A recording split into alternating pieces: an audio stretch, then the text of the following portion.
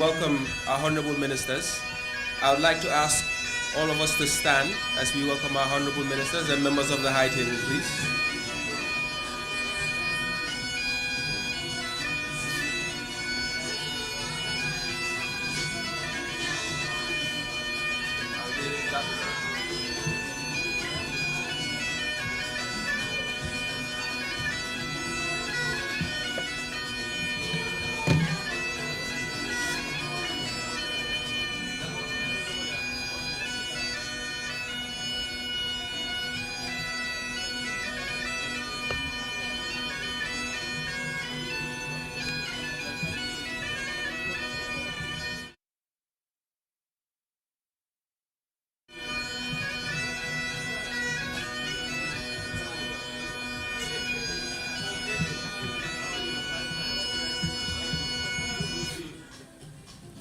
All right, thank you very much. Before we sit, the police band, could you please lead us in the national anthem?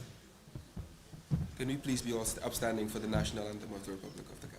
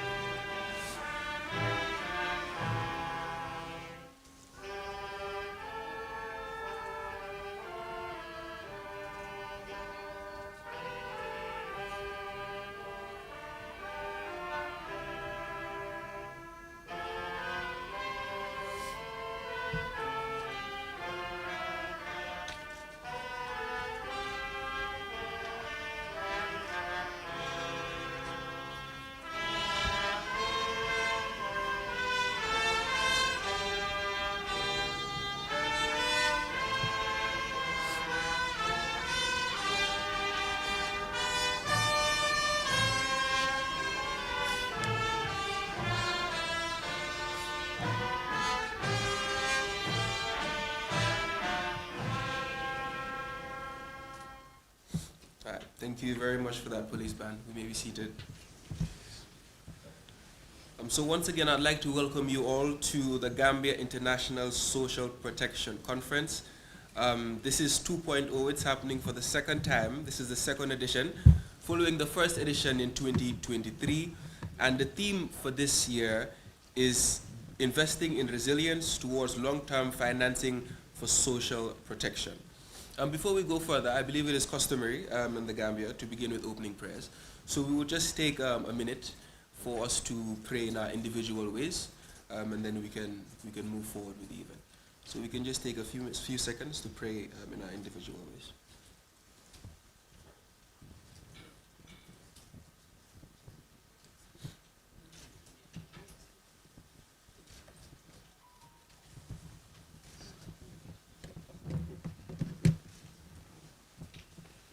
May all our prayers be answered.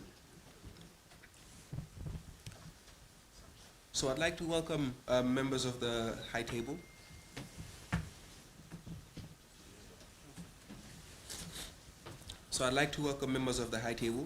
We have with us Honorable Dr. Abibatu Drame, the Minister of Basic and Secondary Education. We have Honorable Rohi John Manjang, Minister of Environment, Climate Change and Natural Resources. We have Honorable Professor Pierre Gomez, Minister of Higher Education, Research, Science and Technology. We have Ms. Ndei Rosar, who is the UNFPA Country Representative. We also have Dr. Sintiki Tafa Ugbe, who is the Director of Humanitarian and Social Affairs of ECOWAS.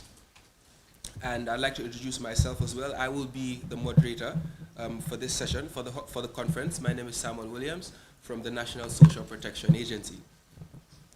So as I mentioned, this is the second Gambia International Social Protection Conference, and the main objective of this conference is mainly to outline strategies for the inclusion and expansion of social protection for all Gambians.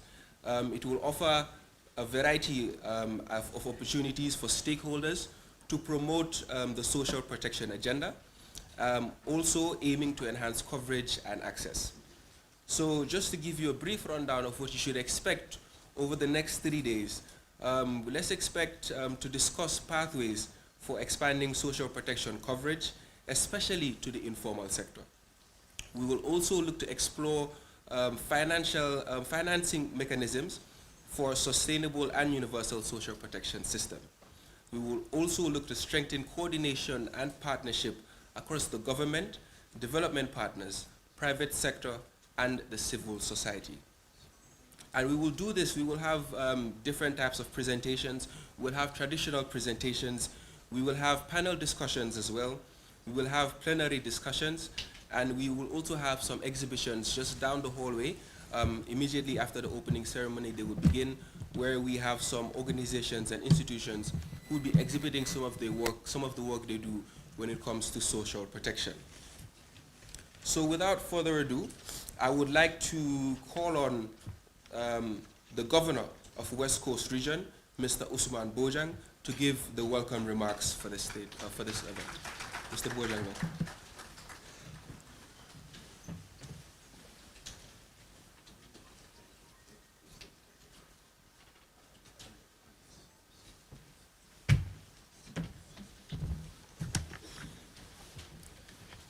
The Honorable Minister of Basic Education, Dr. Abibatou Dramé, deputizing for His Excellency the Vice President of the Republic of the Gambia, Mohamed B.S. Diallo, Honorable Cabinet Ministers here present, members of the National Assembly, representatives of the United Nations agencies, the World Bank, African Development Bank, and all other development partners, distinguished delegates from sister African nations and beyond, senior government officials, permanent secretaries included, and including governors here present, representatives of civil society, academia, and the private sector, traditional and religious leaders, members of the media, ladies and gentlemen, good morning to all of you.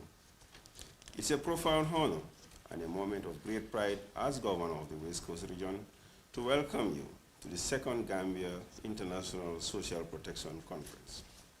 On behalf of the people of the region, the home of the Sada Jawara Conference Center, and the entire nation, I extend to you our warmest greetings and heartfelt hospitality. Let me begin by sincerely appreciating the leadership of His Excellency, the President of the Republic, Mr. Adam Abaro, for championing social protection as a national development priority. Through the Office of the Vice President, His Excellency, the President of the Republic, and his government has shown the strong political will that is ultimately needed to build a sustainable system which requires a long-term political commitment to social justice, effective governance, and strategic fiscal management as demonstrated by this government. I also commend the National Social Protection Agency for its tireless efforts in coordinating this significant global platform. To the Executive Director, Mr. Mamadou Diba, and team, I can attest to the fact that your hard work and efforts are being felt directly or indirectly at the dinner table of every single family all over this country. This year's theme, investing in resilience towards long-term financing of social protection, goes to the heart of human development. It reminds us that social protection is not merely a policy choice. It's a moral, imperative, and economic necessity, and a pillar of social justice. It is about ensuring and complementing government's efforts to ensure that every child is protected, that no child drops out of school due to poverty, every woman is empowered, and no woman is denied the opportunity due to inequality, and no family slips into despair in times of shock or crisis.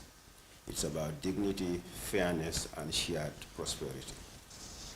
As a people, we are aware of the fact that affordability is often a question of priority. Financing basic social protection from GDP and some support from our development partners is the key to resilience.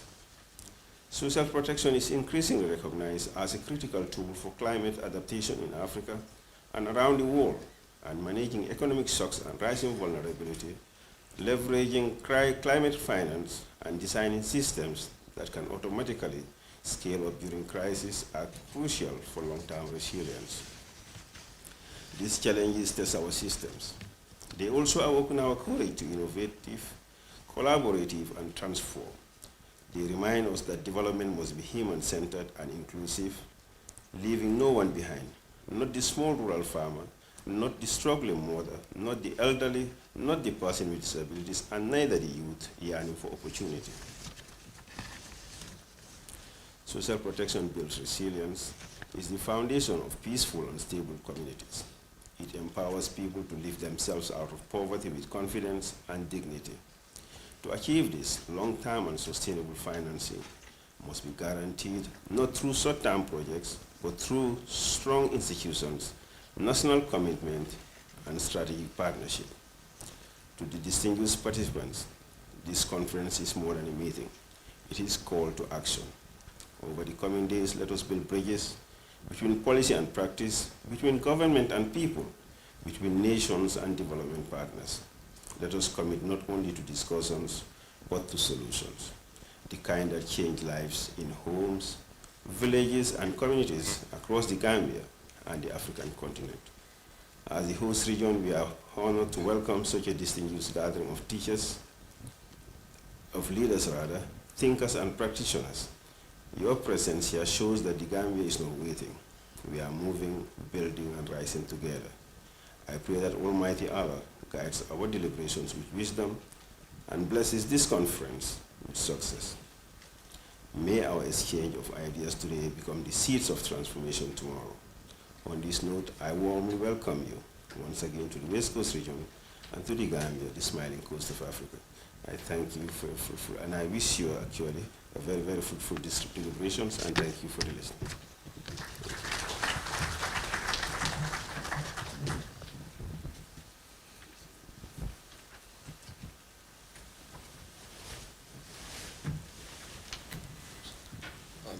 Thank you very much for that, Mr. Bojang, Governor, West Coast Region.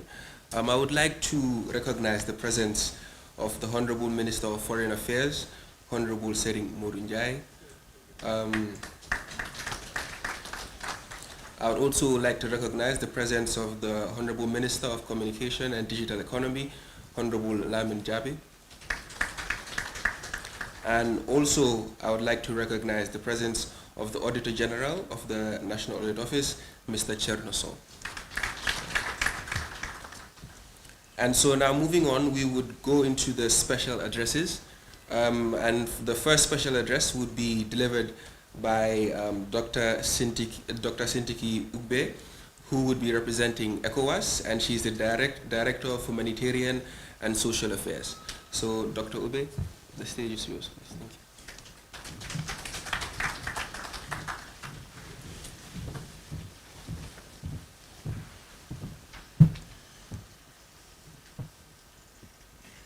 Your Excellencies, please permit me to stand on all existing protocol so that I don't miss anyone, but permit me to thank the Governor of the West Coast for welcoming us, and also to recognize the representative of His Excellency, the Vice President, Mohammed B.S. Jallo. Madam, good morning, and I want to recognize your presence, but also all the ministers here.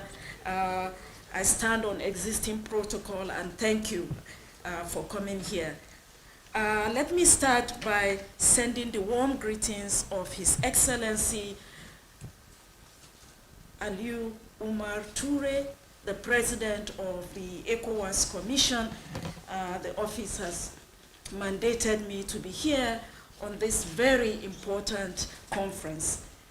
The second greetings I want to extend is of the Commissioner, Human Development and Social Affairs of the ECOWAS Commission, Professor Fatou Sosa, who has asked me, Madam, to extend her sincere appreciation to the Vice President of the Gambia and in turn to the President.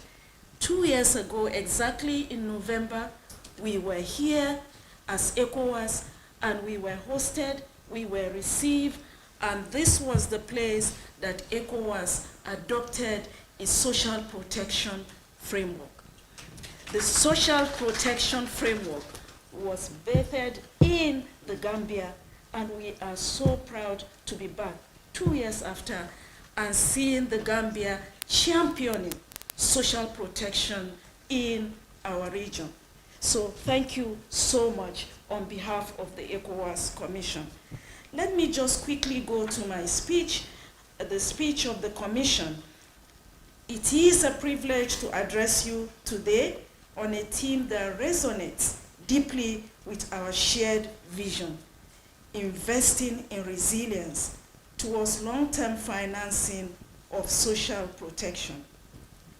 Across West Africa, we are witnessing the growing urgency to build systems that will not only respond to crises, but prevent them. Systems that protect, empower, and uplift. Social protection is the cornerstone of this resilience. It is not a temporary fix, but a long-term investment in human dignity, equity, and development. This conference, again, let me repeat, this conference aligns directly with the ECOWAS Social Protection Framework, which calls on member states to realize inclusive, shock-responsive, and sustainable social protection system. Our framework emphasizes the need for predictable financing, integrated delivery mechanisms, and strong national ownership. This is what this conference represents. Today's dialogue, therefore, reinforces these pillars and brings us closer to our collective goal, a region where every citizen, regardless of status or circumstance, can live with security and hope. This is the commitment that the Gambia is showing by hosting this important conference. As a director of humanitarian and social affairs, I have seen how strategic investment in social protection can transform lives, from cash transfer that restore agency to nutrition and livelihood programs that rebuild communities. But these gains, as we've always, all of us at the national and regional level, emphasize that it must be scaled up and sustained. This requires long-term financing, political will, and regional solidarity. By this conference, you're seeing that these important points are encapsulated in this conference. Long-term financing, the political will, and of course, we as ECOWAS being here, showing the regional solidarity. Let me use this platform. Let us therefore use this platform not only to share knowledge. If you look at the agenda, it is rich. If you look at the agenda of the program, it is representative. If you look at the agenda of the program, the quality of those presenting reflects the quality of the dialogue that we will all have in these 3 days. It is also a call to mobilize action. Let us commit, therefore, to financing models that are resilient, inclusive, and aligned with our ECOWAS vision, a vision of peace and prosperity for all. By investing in social protection, it is not just smart economics, it is a moral imperative. I wish to congratulate the National Agency for Social Protection of the Gambia for the excellent coordination and hosting this important conference. It is the smiling coast of Africa that we are here today, but we are also here to see that our member state is championing a cause that is so important to the regional integration agenda. Thank you for listening, and I wish us all a very successful conference. Thank you.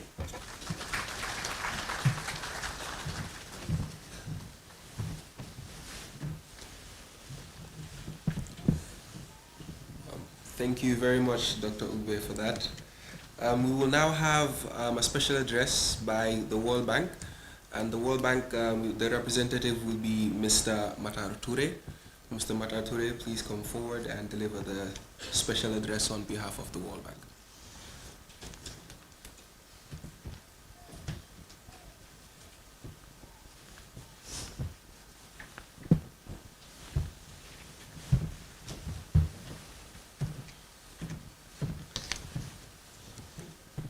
Thank you, Mr. Moderator. Her Excellency Abibatou Dramé, representing His Excellency the Vice President of the Republic of the Gambia, Mohamed B.S. Jallow, Honorable Ministers here present, I stand on existing protocol. It is with great pleasure that I deliver this statement on behalf of Mr. Franklin Mutahakana, who is unavoidably absent as he is currently traveling back from our annual meetings. It is a great pleasure to welcome government counterparts, development partners, and technical experts to this important conference on social protection in the Gambia. Over the past decade, the Gambia has made remarkable progress in laying the foundations of a strong and inclusive social protection system. With support from the World Bank and other partners, the country has built key systems and programs from the National Social Registry to the NAFA Safety Net program and emerging economic inclusion initiatives. These efforts are helping to ensure that no Gambian is left behind, and the social protection becomes not just a safety net, but a cornerstone of national development. Social protection is, at its heart, about investing in people. It gives families the stability to meet their basic needs today and the confidence to plan and invest for tomorrow. It enables parents to keep children in school, support young people as they seek to enter the labor market, and helps workers recover from shocks without falling back into poverty. When designed well, social protection is a ladder of opportunity, helping households move from vulnerability to productivity and from dependency to empowerment. This is also why the World Bank sees social protection and jobs as two sides of the same coin.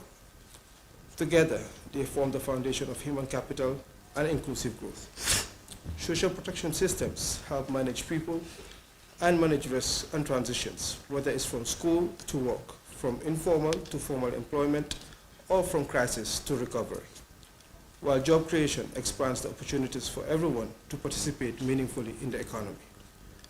Financing is, of course, central to making this vision a reality. Sustainable domestically financed social protection systems are what will allow the Gambia to move beyond fragmented projects towards an integrated, nationally owned framework, one capable of addressing chronic poverty, responding to shocks, and promoting shared prosperity over the long term. The World Bank is proud to be a partner on this journey, supporting the Gambia through financing, technical expertise, and policy dialogue to strengthen both social protection and the broader jobs agenda. Let us use this conference to reflect on the progress, identify gaps, and chart a path forward. Together, we can build a social protection system that is inclusive, adaptive, and fiscally sustainable, one that empowers Gambians to live with dignity and seize the opportunities of a changing economy. Mr. Moderator, allow me to add, I love the makeup of the high table. I've been to a number of conferences, but I've never seen one so dominantly led by women. So congratulations and kudos to everyone. Thank you once again for your kind attention. Thank you.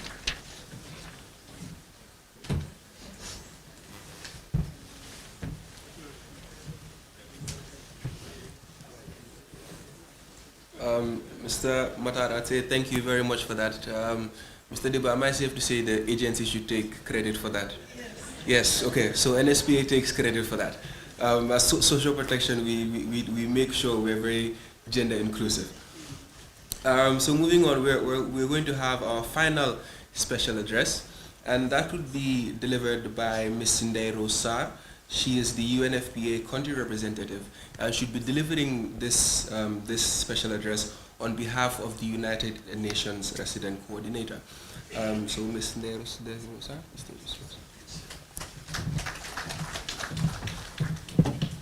Good morning.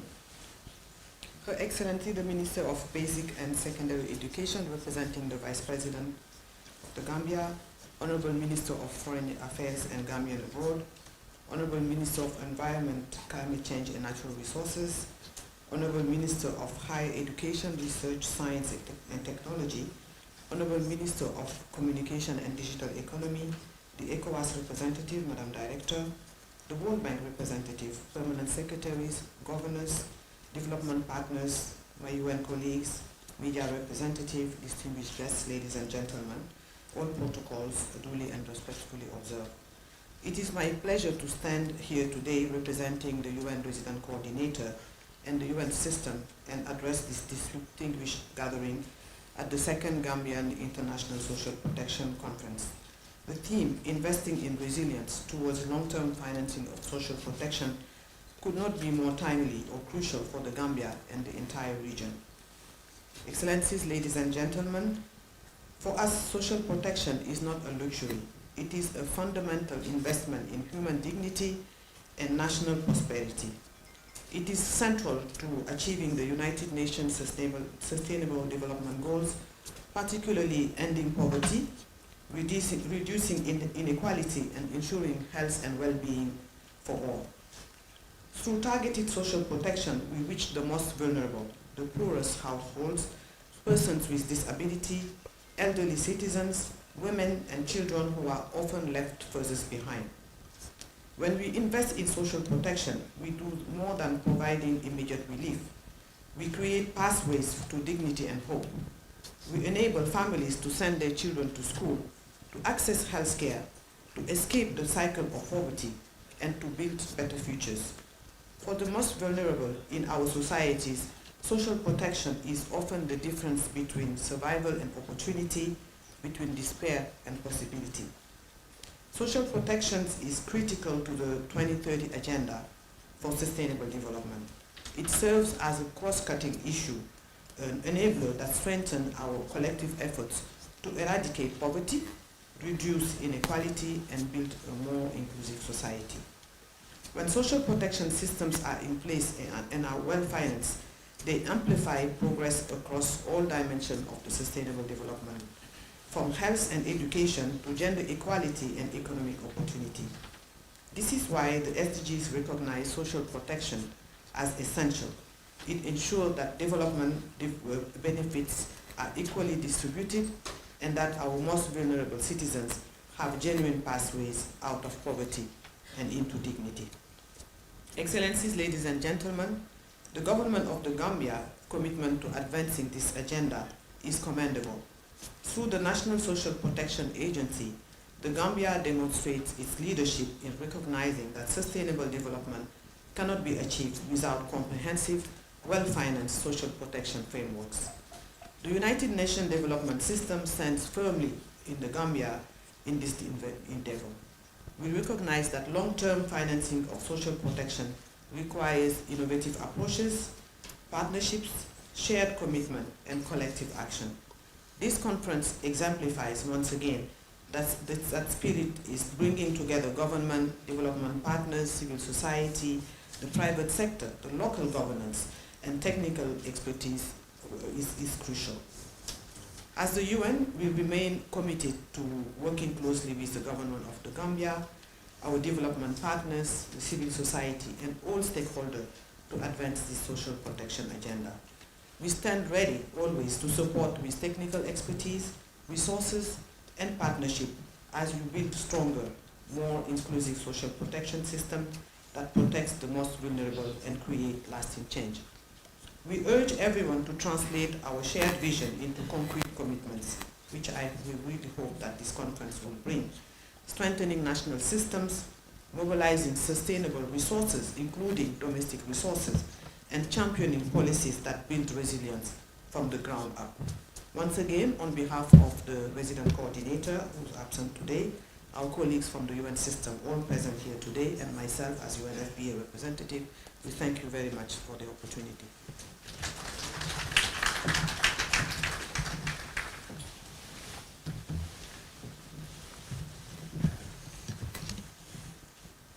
Thank you very much for those very interesting and very well delivered special addresses from the ECOWAS, World Bank, and the United Nations. Without further ado, we will move on to our first presentation that is part of the opening ceremony, and that is going to be done by the Executive Director of the National Social Protection Agency. And he will just give us a progress and remaining challenges, and the 2023 call to action paper. So ladies and gentlemen, please make welcome my boss, the Executive Director of the National Social Protection Agency, Mr. Momodu K. Diba.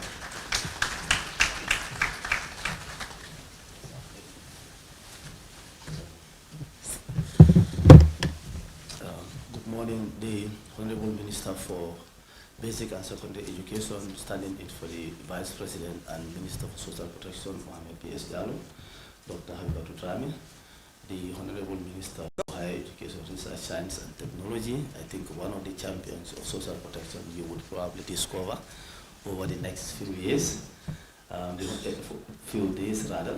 The Honorable Minister for Climate Change, Environment and Climate Change. I often say that climate change is the center of discussion, but anytime climate change impacts happen, you need social protection to be in the front line to provide the relief, the safety nets for people to move. So, Madam, welcome to the ceremony. The UNFPA Country Director, and they are representing the UNRC's office. SDG Target 1.3, the health targets are at the core of social protection.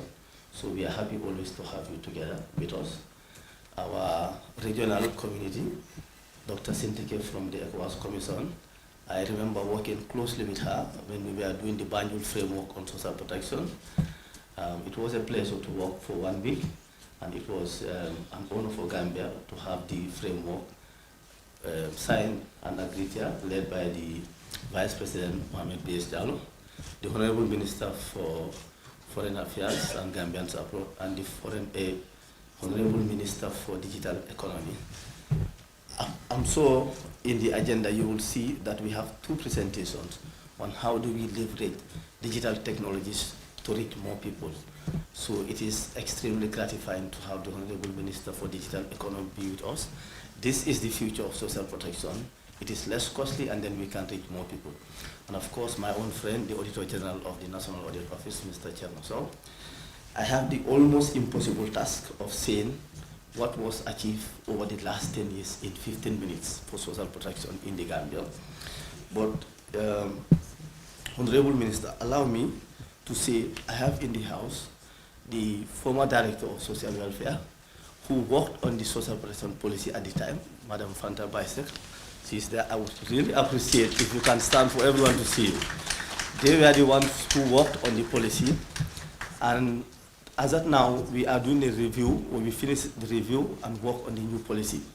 But when we validated it, we could hardly see much difference between what was in this policy and 5 other countries that we looked, including Seychelles, Mauritius, Kenya, and others. That was an excellent job. So, Madam Secretary, thank you for leading it at the time.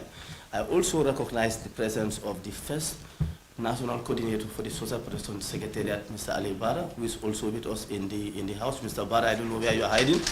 So I present these 15 minutes of work that they started. Mr. Bara continued, and I actually ended it in over the last 3 years. So for the purpose of our high table, I probably focus mainly on what were we thinking and what actually happened. So we see how far we came as a country over the last 10 years and where possibly we could go based on the speed at which we are going. So usually as a student of economics, we say where you are matters a lot, but the speed at which you are going is more important. You could be 10 kilometers away from me, but you are actually scrolling, and I am moving 10 kilometers an hour. I will actually get you. So the growth rate. So we will check how we are moving. That will possibly see where we will be in the next 10 years as we work on the next policy. Of course, the moderator introduced me. I am Momodu Diba, the Executive Director of the Social Protection Agency. So that's the outline of my presentation.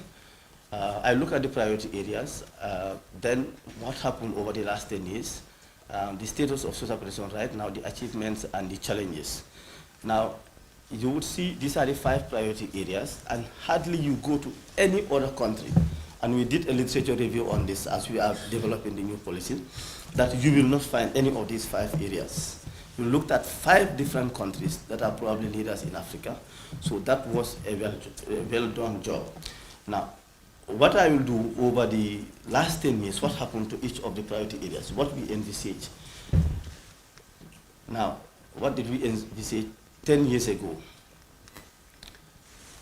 At the time, they said that we need to have leadership and coordination in the sector because an assessment which preceded the policy indicated that there were too many duplications, too many players, but they don't know what is happening.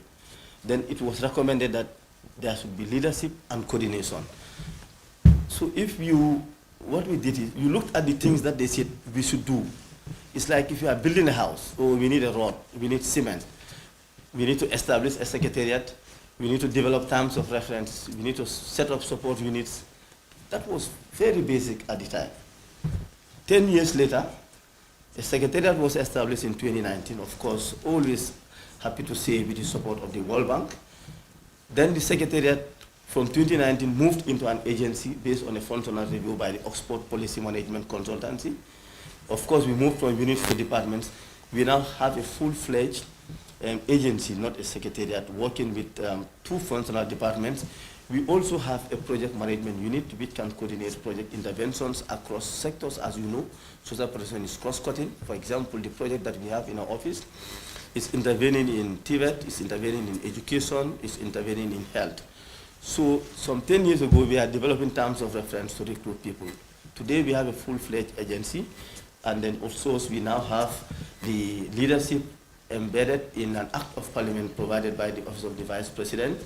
So that's the progress on that priority area. Then for coverage and programs, they say, oh, we need to roll out and expand cash transfer programs. We need to map sector priorities to strengthen coordination and establish referral systems. We need formal and informal linkages. With the support again of the World Bank, the NAFA cash transfer was conceived and it was delivered. And I'm happy also to announce, Mr. Malang, I'm sorry for that, ahead of your presentation, that the NAFA is going to be even expanded into other districts as we move on. So now we are not talking about introducing a cash transfer program. We are actually talking about consolidating and expanding a cash transfer program after some 10 years. Then, of course, this is still talking about the units to protect. So systems, we talk about systems. At the time, there was no data, if you like. There were no beneficiary data, there were no data on households. Then the policy said, okay, we need to put in the small pockets of data we have, if you like, call them beneficiary databases, and put them together in a management information system. But I think the government, of course, under the leadership of His Excellency, Mr. Adama Barrow, said, now we need a nationwide coverage, not pockets of databases. And as today, I am happy to say that the Gambia is the only country in Africa to have 100% social registry coverage from Khartoum to Koina. Everyone is counted in the total. So at the time, it was not conceived to have a national database. It was, oh, we have pockets of people, maybe Action Aid intervene, Child Phone intervene. Let's collect the data from them, and we have a management information system. But we had actually a bigger impact in terms of a nationwide coverage. It was also mentioned that we should know what's happening in the sector. At least now we are producing annually a report on the sector. We should constantly monitor. We are doing as an agency now on the government cash transfer program, on the NAFA program, and other existing programs. So with the social registry, what we did now is to have it in an information system called the Social Registry Information System, which is now fully operationalized.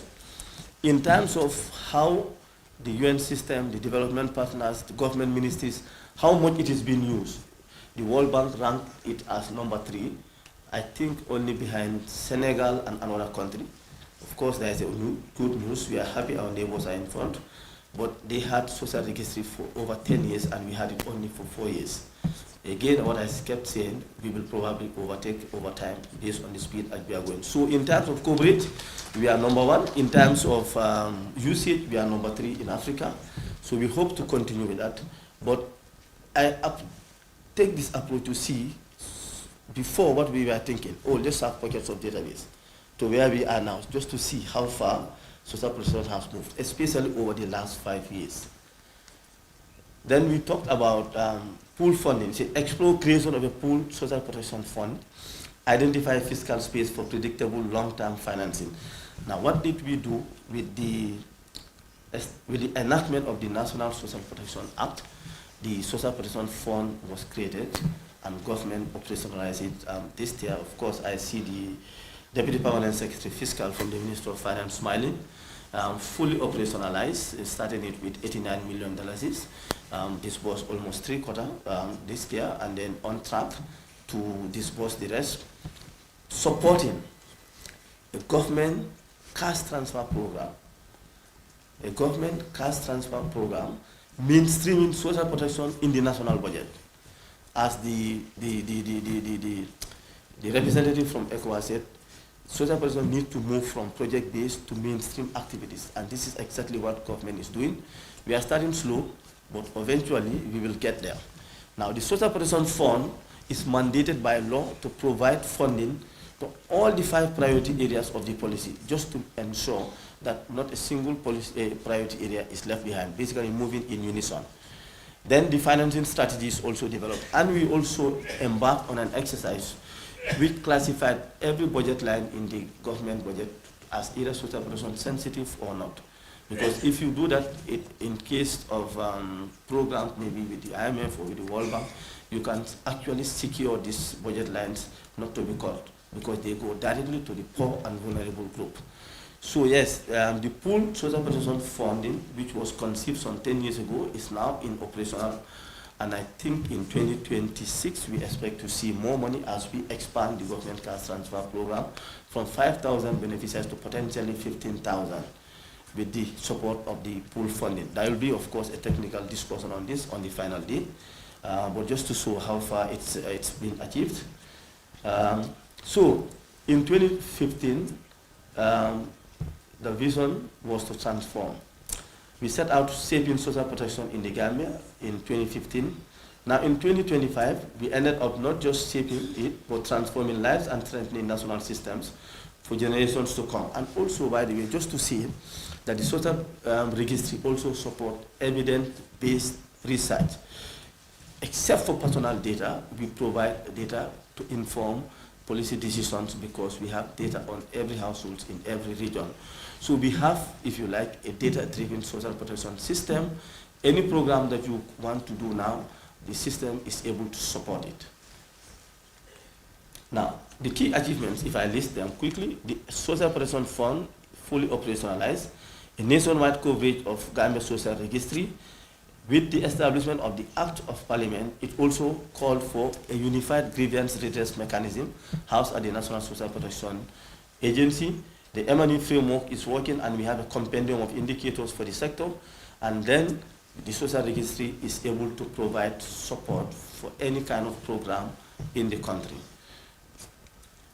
Now, what were the challenges? Of course, as a low-income country, fiscal space remains a challenge for the Gambia, just like many developing countries. But we commend the Ministry of Finance over the last 2 years for their support. I am hoping we continue on that challenge, and we continue to discuss on other sustainable financing mechanisms so that we can increase the scope of the interventions. Of course, there is still no social protection for the informal sector, and I must announce here that we have been working with the Social Security and Housing Finance Corporation on this endeavor. They've already developed a framework which is approved, and then we will be moving over the next 1 year, hopefully by 2027, to have some form of insurance products for the informal sector against job losses, accidents or injuries, because as you know, over 75% of our workforce is informal sector. So that remains a challenge, but I can say that significant steps have been taken in that with the Social Security and Finance Corporation. Now, some 10 years ago, we wanted to develop systems, to develop TORs, to set secretariat. So what do we want to do now over the next 10 years? We want to be able to have a child born in Paravini to be automatically updated in the social registry.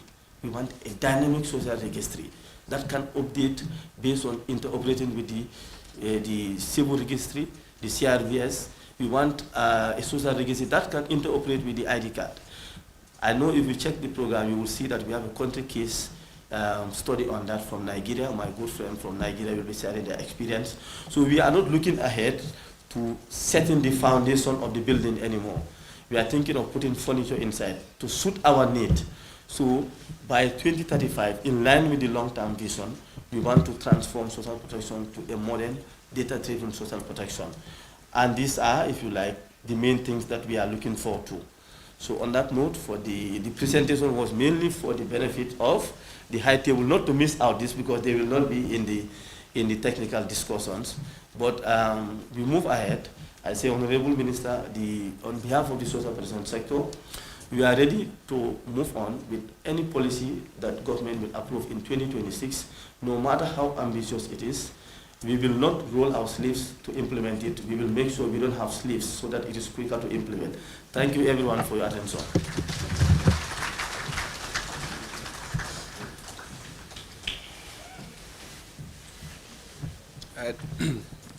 Thank you very much for that, Mr. Diba. And so now the documentary screening that we have on the program guide next is more of an audio-visual representation of the presentation Mr. Diba just did. So this documentary is highlighting the achievements of the policy as well from 2015 to 2025 and some of the projects there, and we also have some beneficiary testimonials as well from people who have benefited from these programs and projects. So we can now have the documentary.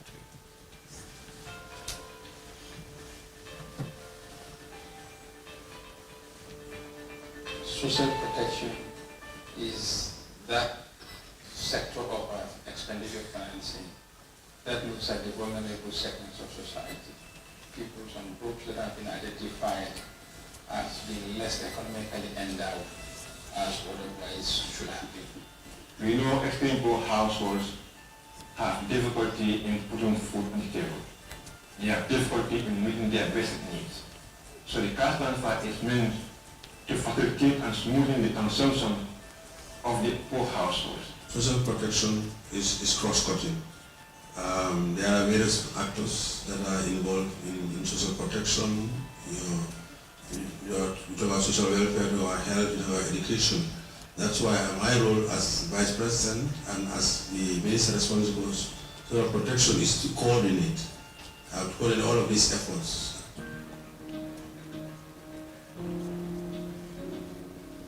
About in 2013, an impact, basically an assessment was done to check the state of social protection in the country. So one of the fundamental findings was that there is lack of coordination, there is lack of leadership, there is duplication all over the sector. It was then recommended that government needed to have to set up an institution to coordinate the activities of the sector and also to provide leadership. Now, under the National Social Protection Policy, the leadership role is played by the Office of the Vice President, and the coordination on day-to-day basis is provided by the National Social Protection Agency. Today, the social protection coverage is very wide in the country, and diverse sections of the society are covered, while they are receiving cash transfer periodically from the social protection, either directly from the donors or from the social protection itself. As of now, we have 100% coverage, the first in Africa to have 100% coverage. We can 100% target beneficiaries objectively using only data. And of course, we can also work with the statistics agencies and other government agencies to provide evidence-based data analysis on social protection interventions across the country. We take a cohort of households before the cash transfer starts. And every year at the same time, we do an assessment on the same perspective, same indicators to see whether there are changes over the period. We have seen that there is an increase in the food consumption sold, meaning the diet that the extremely poor households are consuming has improved in terms of quality, in terms of diversity. They are consuming a diversified diet, which is important for improving their health. This is very important. Just help us form living conditions of these people who are really vulnerable. And it has improved their lives and their livelihoods by looking at economically empowered and thus eliminating poverty.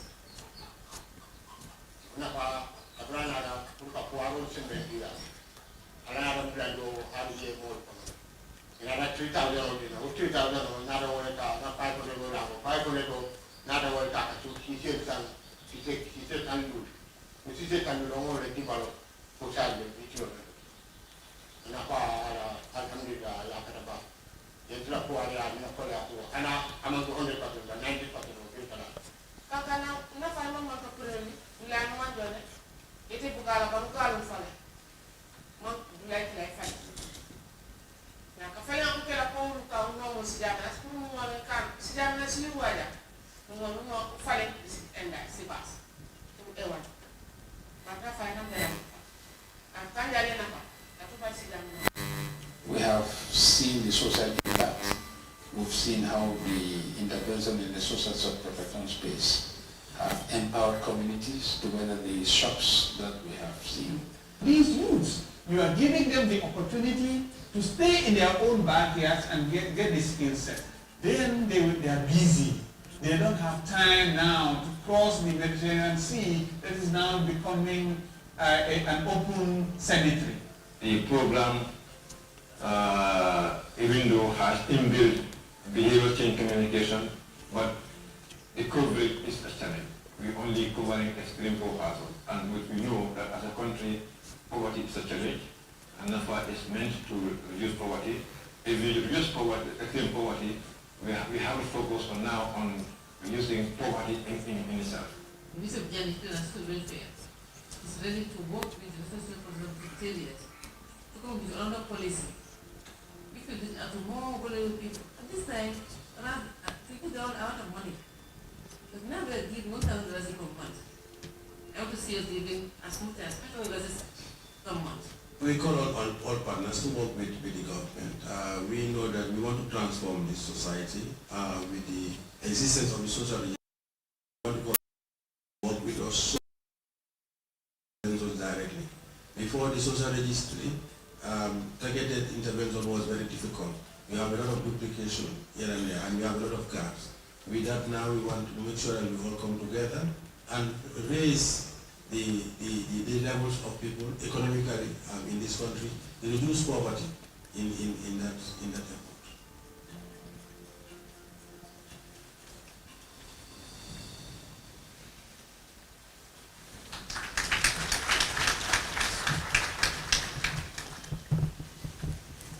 Okay, so that was the documentary highlighting the achievements of the policy, the National Social Protection Policy from 2015 to 2025. We were able to see some beneficiaries there as well, and also honorable ministers of various ministries who have played major parts over the past 10 years, and we're very sure that they've also committed to continued support and continued development of the social protection sector.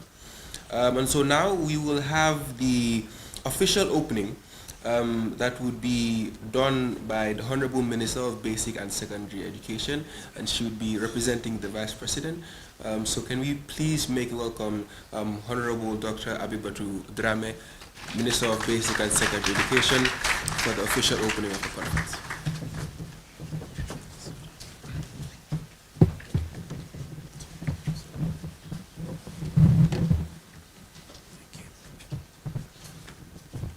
Thank you very much, Chairman. I wish to bring you warm greetings from His Excellency, the Vice President of the Republic of the Gambia, Muhammadu B.S. Jallo, who unavoidably is absent today and has asked me to read his statement. Honorable Ministers, UN Resident Coordinator, ably represented here by UNFPA Country Rep, Head of UN agencies, the Governor of West Coast Region and other governors here present,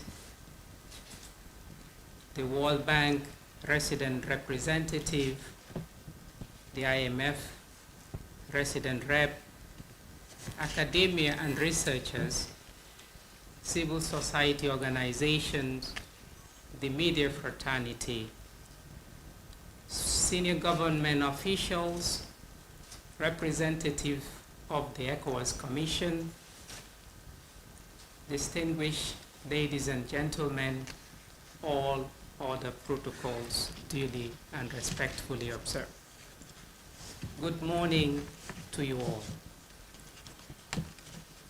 I am honored and delighted to deliver this keynote statement on behalf of His Excellency, the Vice President of the Republic of the Gambia, Honorable Mohamed B.S. Jallow, at the second Gambia International Social Protection Conference, a platform that brings together policymakers, practitioners, researchers, and development partners to discuss how best to strengthen the collective commitment of building a more inclusive, equitable, and resilient society. This conference on the theme, Investing in Resilience towards Long-Term Financing of Social Protection, is timely and significant. It comes at a moment when the Gambia, like many other countries, is navigating the complex social and economic challenges of our time, ranging from the lingering impacts of global shocks, climate change, and inequality, to demographic pressures and needs for sustainable livelihoods. Distinguished guests, ladies and gentlemen, the 1997 Constitution, which enshrines equal rights for women, children, and persons with disabilities, and obliges the state under the directive principles of state policy to ensure just and equitable social opportunities for vulnerable groups in particular, has been the anchor of government social protection. In addition, under the existing legal frameworks in the Gambia, there are various legislations that help to expand these protections.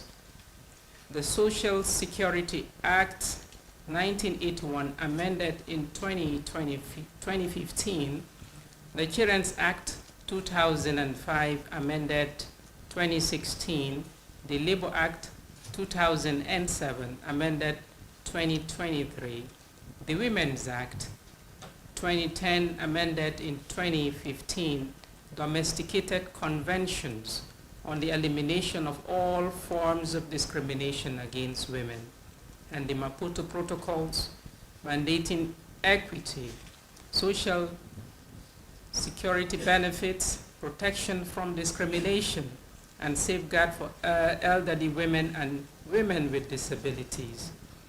The Person with Disability Act 2021 provides explicit rights to social protection, education, health, employment, accessibility, and non-discrimination.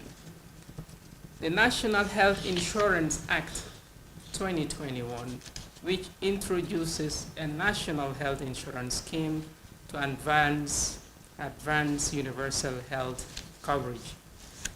However, following a legislative gap analysis, we have advanced efforts to establish an enabling legislative and institutional framework for social protection, one that will ensure predictability, accountability, and sustainability of interventions. Hence, the enactment of National Social Protection Act 2024. Among other things, the Act provides for the establishment of the National Social Protection Agency with the legal and regulatory mandate to coordinate social protection across government, development partners, NGOs, and so on, to improve synergy and reduce duplication. In our drive for sustainability and building more resilient households, the Act establishes a pool funding for social protection called the Social Protection Fund. Distinguished ladies and gentlemen, the government of the Gambia places social protection at the center of its national development agenda under the recovery-focused National Development Plan 2023-2027. We have identified human capital development, poverty reduction, and social inclusion as critical priorities for achieving long-term sustainable growth. We recognize that without a strong and inclusive social protection system, our national vision for prosperity and shared well-being cannot be realized. Over the years, significant progress has been made in establishing the foundation of a comprehensive social protection system. The formulation of the National Social Protection Policy 2015-2025, the establishment of the National Social Protection Secretariat, and the development of a National Social Registry. These initiatives have enhanced coordination, improved targeting of beneficiaries, and strengthening the government's capacity to respond to the needs of the most vulnerable. The following are not limited to where achieved under the implementation of existing policy. The first country in sub-Saharan Africa to reach 100% social registry coverage. Establishment and operationalization of the Social Protection Fund with a dedicated budget line, allowing for partner contributions to the fund as well in the legal framework. Over 16,000 households of basic income support as part of the NAFA program to help them smooth consumption and nutrition agency. Mainstream social protection directly into the government budget with over 5,000 beneficiaries receiving, including over 1,500 persons with disabilities, orphans, all persons, and widows. The first of its kind in the history of the Gambia. Moreover, as we look ahead, the ongoing revisions and development of the new social protection policy 2026-2036 will serve as a roadmap for the next decade, consolidating our gains and expanding coverage across all life stages. The government's commitment to leaving no one behind remains steadfast. We continue to collaborate with development partners, civil society, and communities to ensure that our social protection agenda reflects both national priorities and international best practices. Our vision is to build a system that not only provides safety nets in times of crisis, but also empowers citizens to participate fully in social and economic life. Distinguished guests, ladies and gentlemen, globally, the social development landscape is evolving rapidly. The United Nations 2030 Agenda for Sustainable Development and Africa Union's Agenda 2063 both underscore social protection as a cornerstone of inclusive growth and human dignity.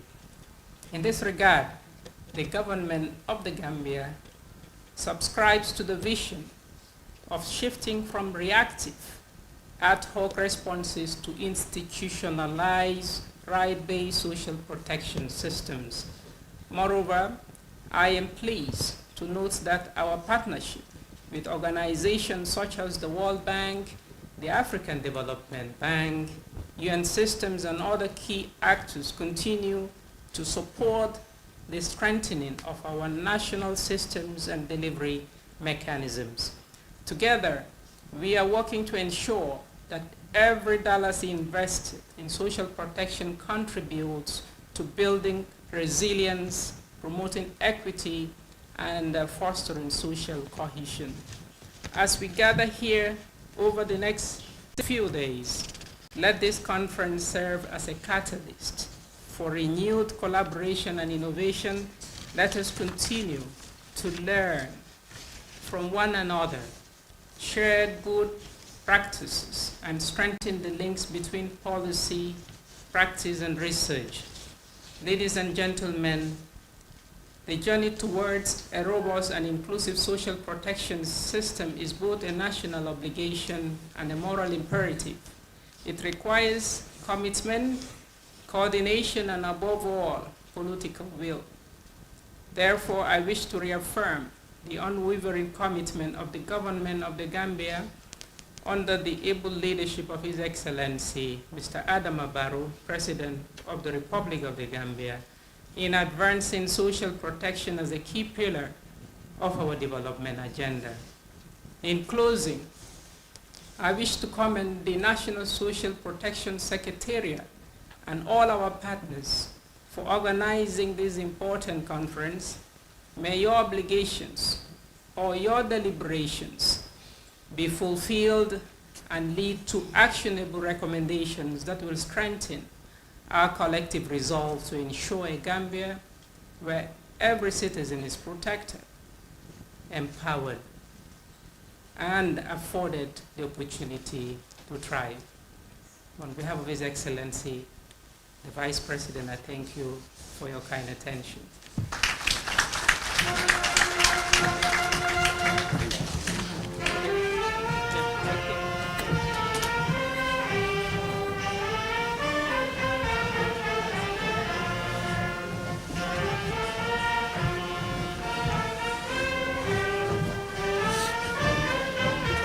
All the speeches, all the speeches you collected.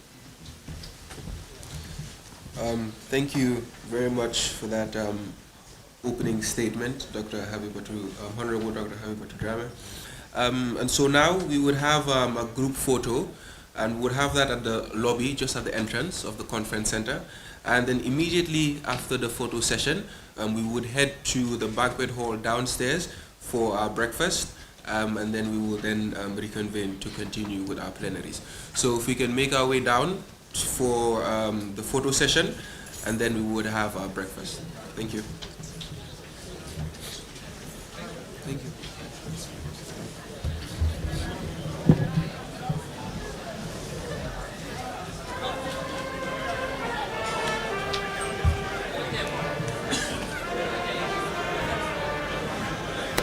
ECOWAS Commission. Thank you, thank you. Oops.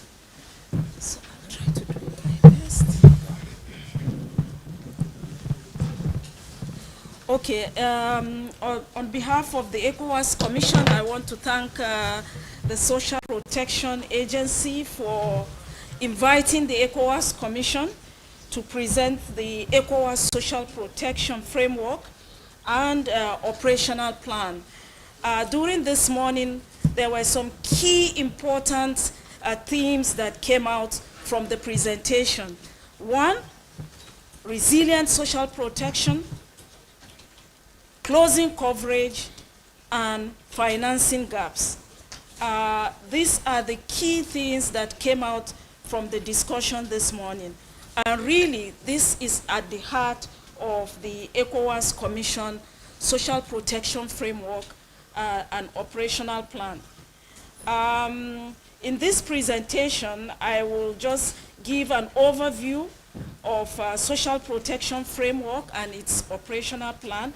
But before then, I'll just talk a little bit about social protection coverage in West Africa and why it is so important, and why when we say the Gambia is championing social protection and it's so important, you will be able to situate it when we look at social protection coverage in West Africa and the implementation arrangements. So these are just the key outline.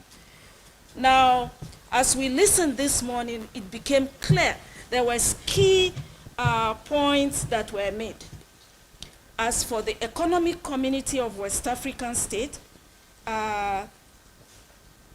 one of our fundamental principles is to ensure the holistic well-being of our citizens across member states, and social protection is at the heart of it. It aligns with our ECOWAS Vision 2050, and when we listen to the presentation by the representative of UNFPA, of course, she talked about the Sustainable Development Goals. So this is key to continue to reinforce why we understand that this is a priority for the ECOWAS region. The other justification that I would like to highlight, of course, is that member states and ECOWAS of the ECOWAS region recognize the importance of prioritizing social protection interventions to reduce social and economic vulnerability. Studies have shown 13 out of our 15 member states, and this morning we've heard that the Gambia has had its social protection policy for 10 years, and it's now working to have a revised version. And also, the key issues relating to developing national social protection flows. Now, let me just go with the statistics. According to the World Social Protection Report, social protection coverage and adequacy gaps in Africa are associated with significant underinvestment in social protection. The social protection expenditure, excluding health, reaches 3.8% of GDP, and the data is showing that in West Africa, it's less than 1%. Let me show you the graph. But sometimes when you have World Social Protection Report showing this, and when we show it and show our member states, it's not to show how bad we are. It is also to show what we need to be what needs to be done. So yes, the investment, there's underinvestment. If you look at coverage of at least one social protection, excluding health, you will see that across ECOWAS member states, more needs to be done.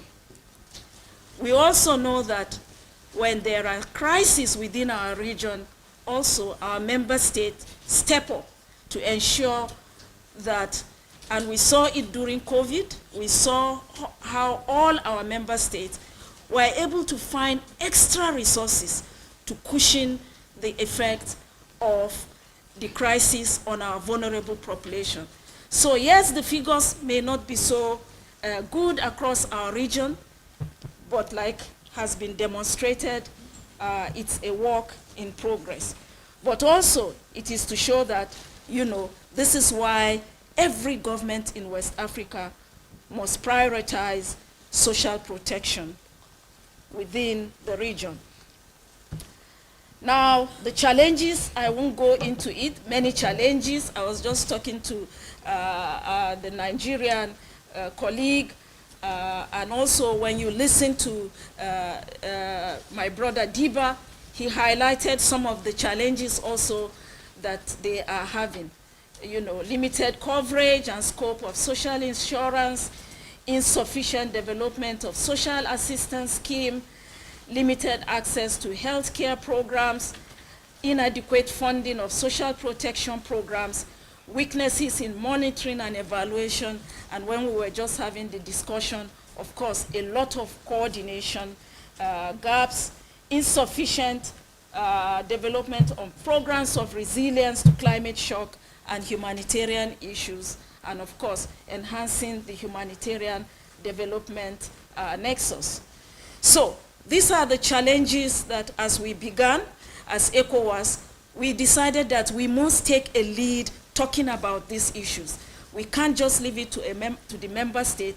We have to show regional solidarity with our member state. So the social protection framework of ECOWAS is a compass to really demonstrate how we are showing solidarity with our member state, how we can continue to engage with partners to make sure that they accompany not just us as a regional organization, but our member states.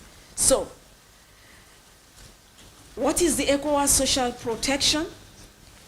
It's a shared of minimum standards for a more harmonized approach. It is to enhance accountability and cooperation of social protection between stakeholders and multiple levels. It is to strengthen monitoring and evaluation systems for standard data collection and evaluation practices among our member states. The next thing is Director Diba. When we started developing our social protection, we started in 2017. However, we did not conclude until 2023, where we came here and adopted the framework. So it took us as a regional organization a more longer period, and I can see the Gambia very, very ambitious in their revising their policy and having a new one, maybe shorter than the ECOWAS Commission. Now, what is the vision of the ECOWAS Social Protection Framework? Is to contribute to a more integrated regional community, enabling it to fulfill its aspirations of socio-economic development, both in line with the AU Agenda 2063 and the ECOWAS Vision 2050. What is our mission statement? ECOWAS Social Protection Framework is to promote the implementation of robust social protection systems and its key principles and guidelines among member states across the region. That's the vision statement of the ECOWAS Social Protection Framework. Now, the Social Protection Framework aligns to the 5 pillars of our ECOWAS Vision 2050, which is a fully integrated community of people at peace and enlightened by visionary leadership, strong institutions for sustainable development. We have seen visionary leadership here through your social protection agency, through your social protection policy that you are working on. We have seen this morning also by having an act to have the social protection agency for the Gambia and having a strong institution. These are the key elements of ECOWAS Vision 2050 as demonstrated through your National Social Protection Agency. Now, like I said, there are challenges, and what we've done is to make sure that, these challenges are aligned to the objectives of ECOWAS Social Protection Framework. One of the objectives that we continue to promote across our region is inclusive national social protection flows. We realize that it is very difficult for all our countries to have comprehensive social protection, but having a minimum set of flows will allow us to continue to build on. And as I listened to Mr. Diba this morning, it's clear that this is the approach you are busy taking. So for example, he was saying, look, in terms of the informal sector, we are not there yet, but look, we've begun to have a registry that we identify the vulnerable groups, that hopefully we'll be able to, provide those nutrition support as much as possible, address the needs of persons with disabilities, those older people, and those that are vulnerable, extreme poverty. So basically trying to set up a minimum sort of floors and then gradually building it up. Vertical and horizontal expansion of social protection programs. Again, he talked about it this morning when he said, look, yes, we don't have all the coverage, but at least we have the registry of the extremely poor people that will allow us to have the intervention. Yes, also when he talked about the horizontal expansion, when he says, okay, it's not just to give, assistance for a short period of time, but what is the depth of that assistance and how adequate it is. I think this is a challenge for not just the Gambia, but for all the member states. the adequacy, and the depth. And therefore now, with a strong social institution agency, you can, with a strong coordination mechanism, and also, I think one of the best practice is having it under the office of the Vice President. I think that is the key best practice within this country, because then it is able to mobilize all other ministries towards a certain goal. Increase social protection coverage to the informal sector. Mr. Diba, you mentioned it. Promoting understanding of the humanitarian peace and development nexus, that is key. Manage climate change related risks through social protection. I know that also under the office of the Vice President, I think another good practice, the Disaster Management Agency is there, NANA is there, and then you have the Social Protection Agency. That will enable, talking among yourself in terms of ensuring social protection measures. Expand the physical space for social protection. I think you are making, I remember he made the reference to the Minister of Finance, but also exploring a lot of other physical space that can generate additional funding. I hope we will not be like one of the countries that really is putting up a tax system that people are really criticizing now. They are already poor. Why do you want to tax them more? So we have to be very, very careful how we also expand that physical space. Or is it the informal sector that is struggling and struggling and struggling, and you have not provided them with the infrastructure for them to move from maybe just a basic household, small-scale enterprise to maybe a small or a medium enterprise, and we are overburdening them with tax and tax and tax. They come to the roadside, they want to sell, and then every time you have the municipal council, putting a lot of pressure on them to tax them, So, physical space, yes, but can we look at physical space that does not add burden to those who are really struggling without any kind of support to earn some basic livelihood support for their system. There are places where we can increase the physical space. Those areas where we have waste within our system should be the first point of call in increasing this physical space, not for those women, youth who are struggling to make a living, and then we want to tax them more just because we want to expand the physical space. Provide realistic guidance on the governance, implementation, monitoring, and evaluation of social protection. We had it this morning when Mr. Diba was talking. He talked about the monitoring and evaluation and also the indicators. There is some progress being done here, and we should be proud of the progress that has been made. Now, I won't go so much into the specific objectives of the social protection. I think what I just want to emphasize here is that it allows us to talk the same language. It allows us to focus on horizontal and vertical expansion of social protection program. It also allows us to think about expanding social protection to the informal sector, labor sector, and especially the agricultural, rural agricultural workers, but also a social protection that helps us to reduce the impact of crisis, particularly on the informal economy. And this is why we should really support the work of the agencies. Now, what will I say again, not to repeat, I think is just to say that this is the structure of the social protection.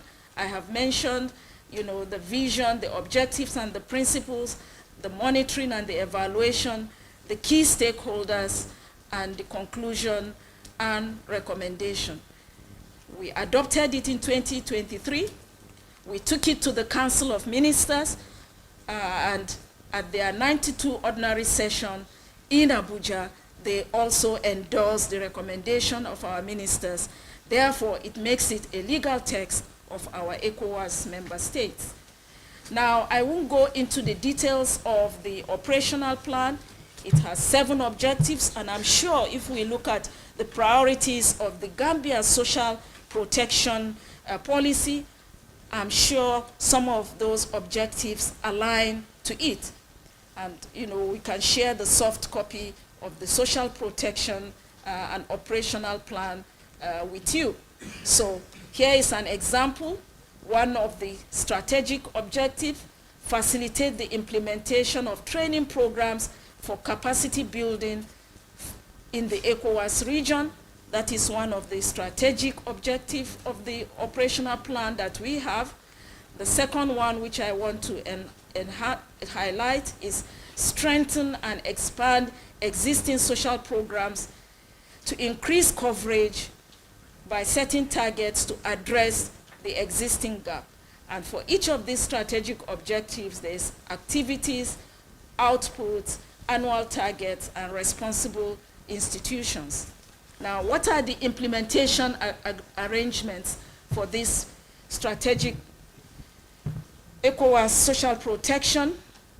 The implementation arrangements, of course, there are 5 recommendations for implementation monitoring, establishment of a reliable political and administrative mechanism, establishment of high-level interministerial committees, establishment of technical committees and working groups, establish effective social protection information management system, and recruitment of technical and academic experts to undertake that data collection and analysis. Now, are we there yet? Not really, but we were able this year to develop a policy brief that will enhance understanding among all stakeholders on the social protection framework, also to be able to mobilize the resources that will enable us to set up the implementation framework and proceed with the member state. So you can see our member states are key and also have a role and responsibility in the implementation of the social protection framework. I won't go very much into, let me go quickly into the roles and responsibilities of ECOWAS, monitoring and evaluation of social protection policies and programs, advocating for adequate funding to be allocated by member states for social protection, enhance regional learning and promote cross-learning opportunities. And this is where this meeting is so important, and we are really, as a regional organization, demonstrating our solidarity with this conference because it enhances learning and promotes cross-learning opportunities. Periodic reviews, monitoring and evaluation of social protection systems, update or develop national social protection policies, and this is again where you are moving ahead very quickly. Ensure National Statistics Office collect relevant data to inform design and implementation. Share good practices and models with other ECOWAS member states. Progressively reduce and eventually eradicate the gender gap related to social protection. And enhance coordination mechanism. Progress reports on the implementation of the social protection policy and programs to the ECOWAS Commission. Strategic guidance on the direction of social protection. Support member states in their design and implementation efforts. Monitor and evaluate outcomes across ECOWAS. Facilitate cross-learning opportunities among our member states. So, I'll just go, I don't know whether I missed the member states. I think role of civil society, I think, I've mixed it up. Member state roles, We have roles for African Union, civil society, including the private sector, and also development partners. And we have had a number of series of meetings with all the development partners, World Bank, FAO, UNICEF, World Food Program, as we continue to engage with them. So, the key messages that I want to leave with you here is, 1, create an enabling legal and policy framework and accountability structure for social protection. And we have seen that very, very well presented this morning by Mr. Diba. Develop rights-based national social protection floors based on each country priority areas and facilitate access to health care.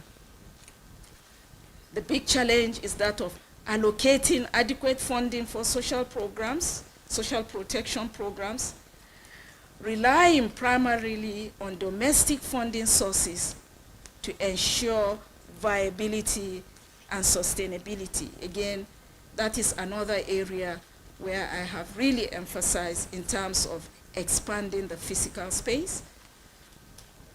Provide social protection to the most vulnerable groups, vulnerable individuals and households, to ensure that, negative coping mechanisms do not adversely affect vulnerable categories, especially children. Again, we listened to this morning, identifying the most vulnerable population, but you're doing that through the social register. Now that I have the register, anytime ECOWAS is giving money to Gambia, I'll say, bring that register out.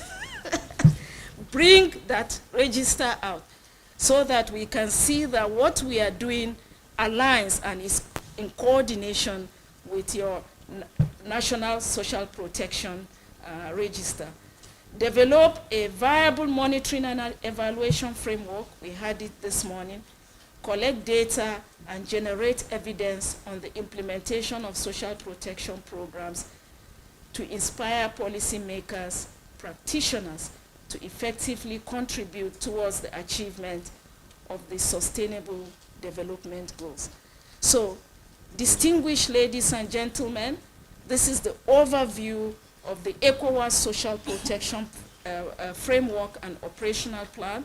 It's a work in progress, but we believe that if you don't have a roadmap of where you're going, you are not able to talk to partners, you are not able to develop action plans or mobilize funding to support or express regional solidarity with our member states. I want to end by commending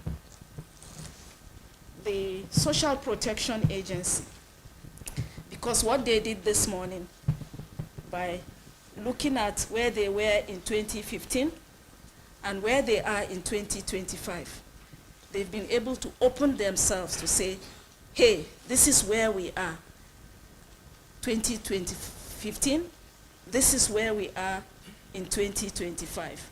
I hope for the generations to come, they will be able to pick the ECOWAS Social Protection Framework and say, this is where we are also.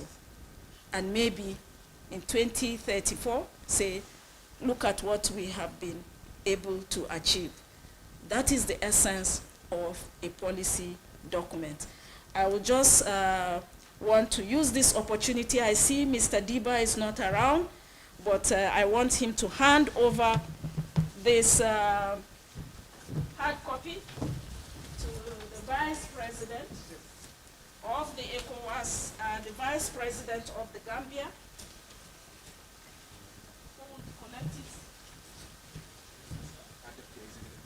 Deputy Executive Director, sir.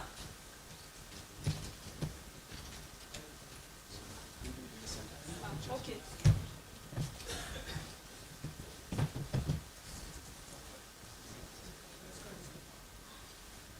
You know, when you have worked on a document of 2017 and you finally get it out, we couldn't have done it without Vice President of the Gambia. He came and opened the expert meeting. He came and opened the ministerial meeting for us. We want to hand him over this ECOWAS social protection framework and the policy brief here. And the picture of the Vice President and the key ministers who were there saying that he played an important role in the history of social protection at the Commission. And hopefully 10 years later, just like you have looked at yours, generations will remember this and they will be able to look at the plan and say, where were we ECOWAS in 2022? And you, the younger generation who are here with us, I'm sure you'll be able to say, well, they did their best, but this is how far they have come. So please, hand it over to the Excellency, the President, Vice President.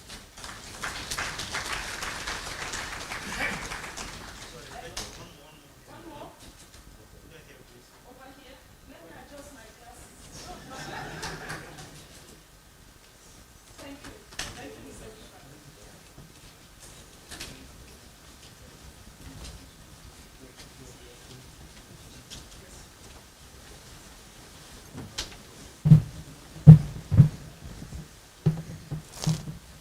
Thank you very much for that, Dr. Sintiki.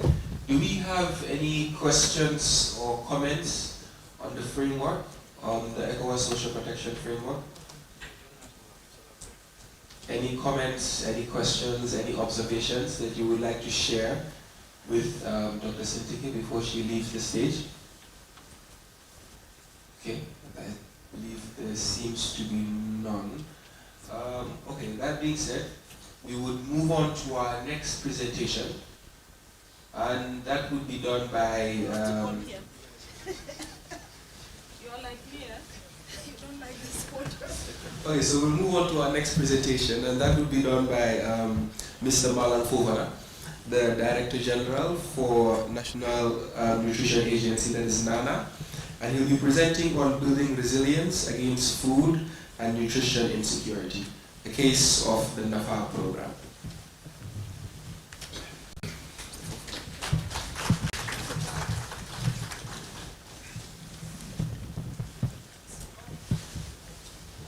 So if you have any questions as during the presentation is going on, please just note them down. Thank you. And then after his presentation, we will take a few questions. Thank you. Thank you, the moderator. Good afternoon. Let me stand on the existing protocol to recognize all the dignitaries present here and those that are online. I'm glad to share the case of the NAFA program at this second Gambia International Social Protection Conference, showcasing the work that we have been doing as a government over the past few years to try to address the issue of poverty, food insecurity, and malnutrition in the Gambia.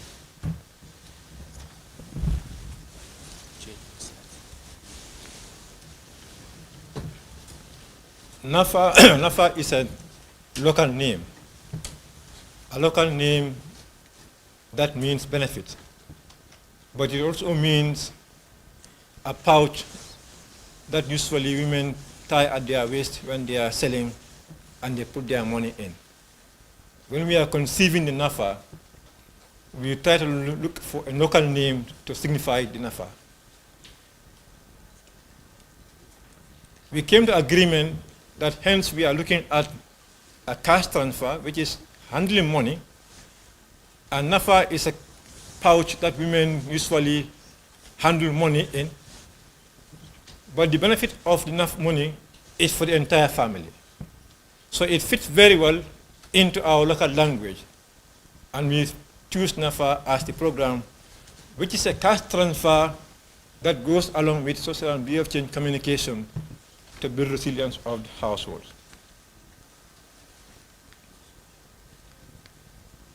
So in this presentation, we will look at the scope of the NAFA, the selection criteria, why do we combine cash transfer with social blockchain communication, how do we deliver the program, what are some of the key achievements that we have seen through the impact evaluation that we have inbuilt into the program, but also some of the monitoring framework or approach that we use. We will look at sustainability approach as far as NAFA is concerned, some of the lessons learned, and few recommendations. NAFA was part of the phased out social safety net project, SSNP, a government initiative supported by the World Bank that combined cash transfer and behavior change communication to improve welfare of households in the country. When the SSNP phased out in 2023 December,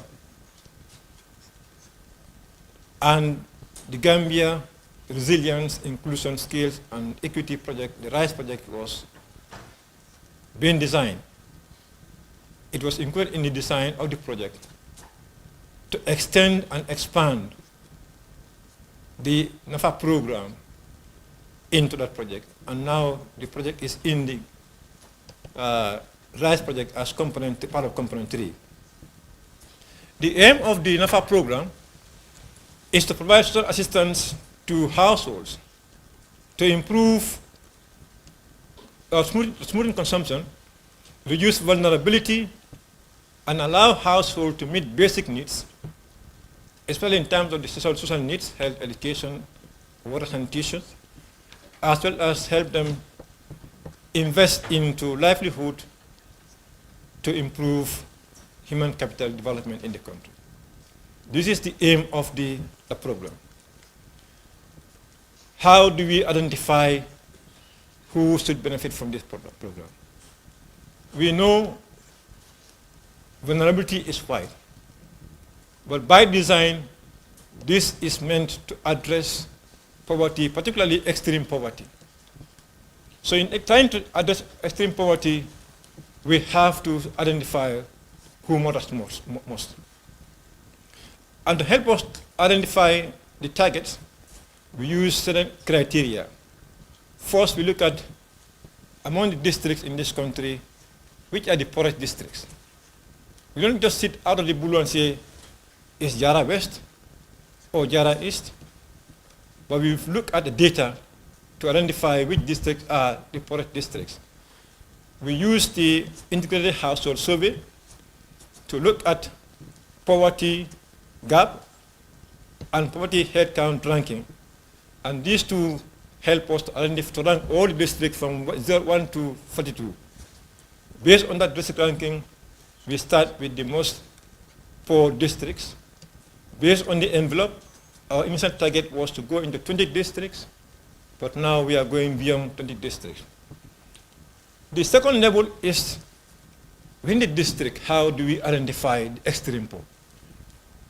The social registry that we are proud today, that has a national coverage, is what we use to identify the vulnerable or most eligible for this program.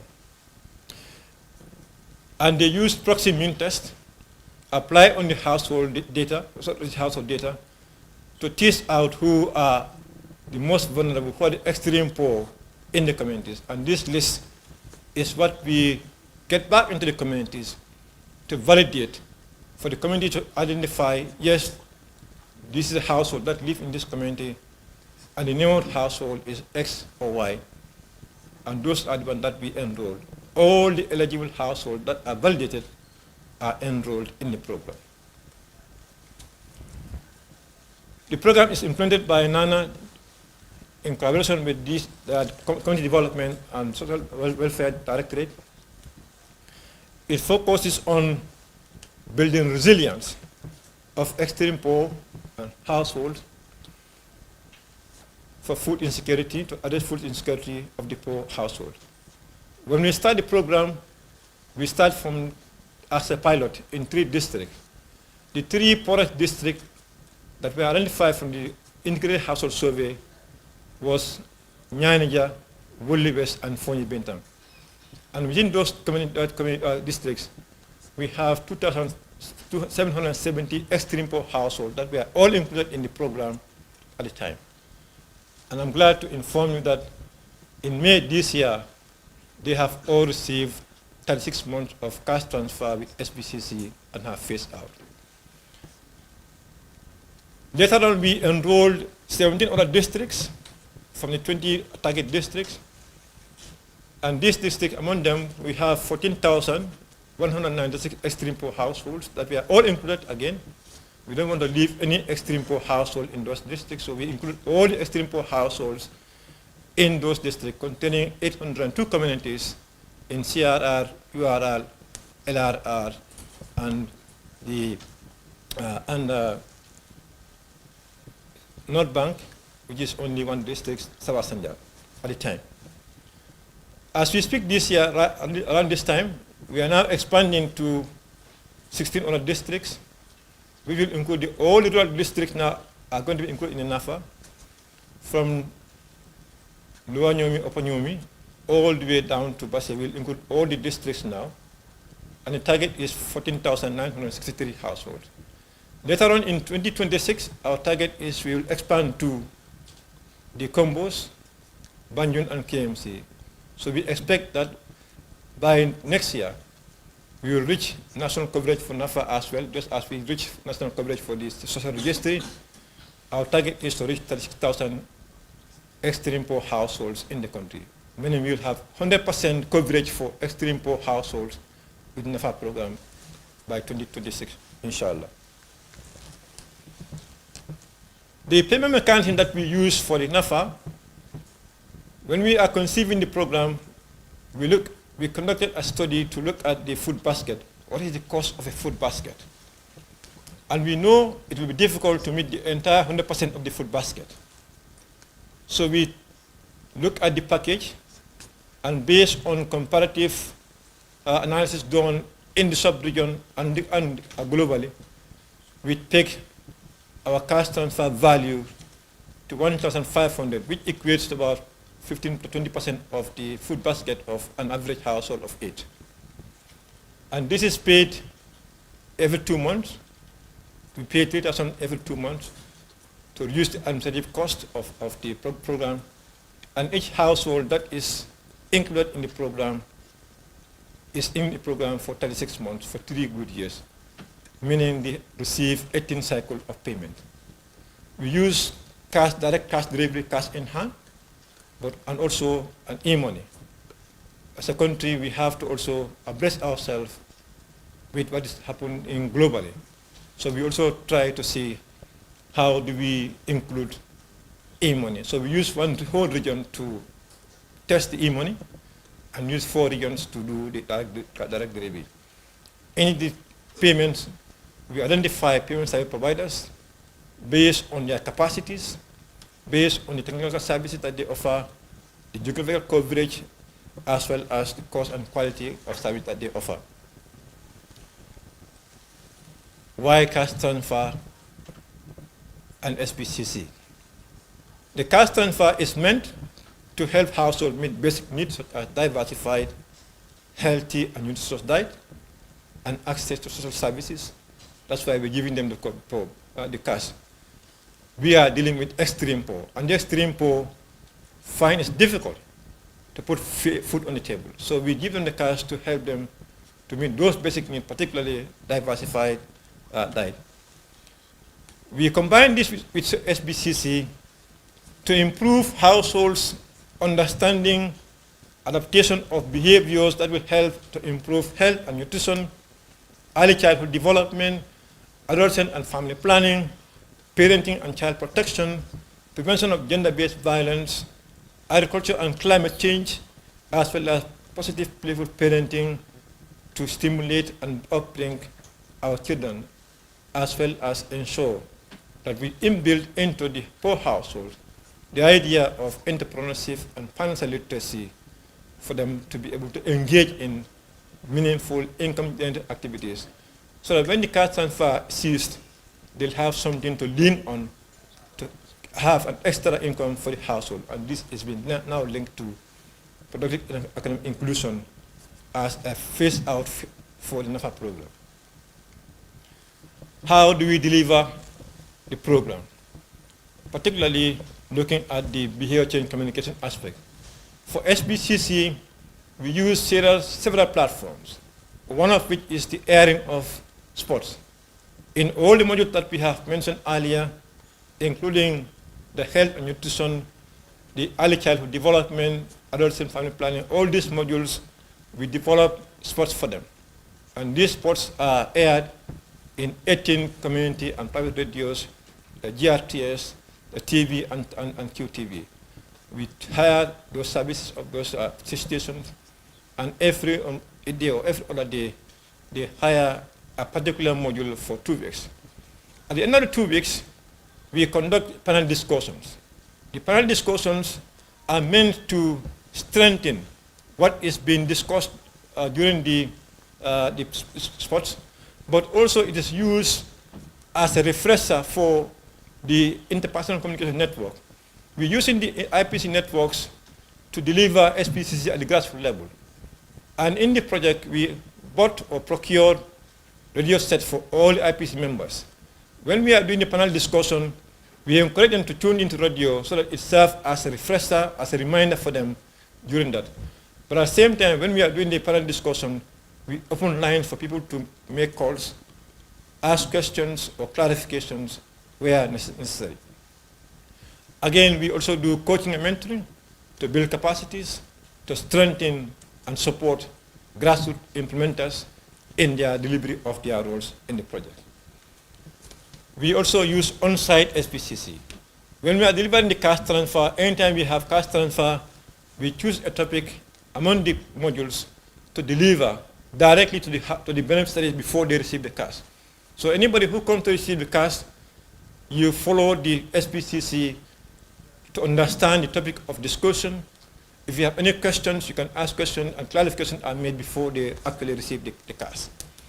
For the interpersonal communication networks, counseling, they counsel individual members of the household or beneficiaries, but also do group counseling where they bring a group of people together to discuss with them about the module or topic.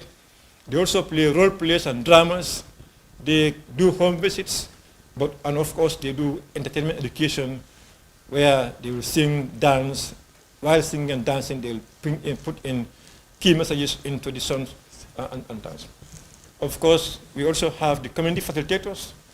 These are people who live in the community, and they conduct specific sessions for those household members who have children 0 to 3 years to stimulate and improve child care among those members.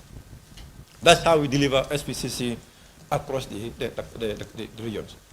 For the M&E, we deliver M&E through conducting supportive supervision. This helps us to try to verify that the implementation of the activities are going according to plan. We also assess capacities of the stakeholders, especially the IPC networks, the MDFTs, as also look at what are some of the bottlenecks that we are facing in the implementation. Then we also do what we call beneficiary satisfaction survey. This is an M&E strategy that helps us to assess how satisfied are the beneficiaries with the implementation process that we are taking them, with the quality of services that we are delivering, and of course the security arrangements that have been done at the time of the cash transfer. In the last term that we have done this year, we have seen high satisfaction rate, as you can see on the board, in terms of waiting time, in terms of waiting conditions at the payment side, in terms of security at the payment side, in terms of the services of the payment side providers, and the access to GRM mechanisms. All these have higher satisfaction from the point of view of the beneficiaries. This is done by an independent people that are hired to go and select and interview households based on how satisfied are they with these processes. And also, of course, in the SPCC, we also look at what someone said, the module that they can remember very well. And if you can see, health and nutrition has been one of the modules that are highly understand and remembered by the beneficiaries. The lowest that is being remembered by the household is climate change and economic inclusion. So this will help us time now to focus more on those ones that are lowly remembered during the BSS. The other mechanism we use is the post-distribution monitoring. This helps us to monitor the use of the cash. Where are people putting in the cash?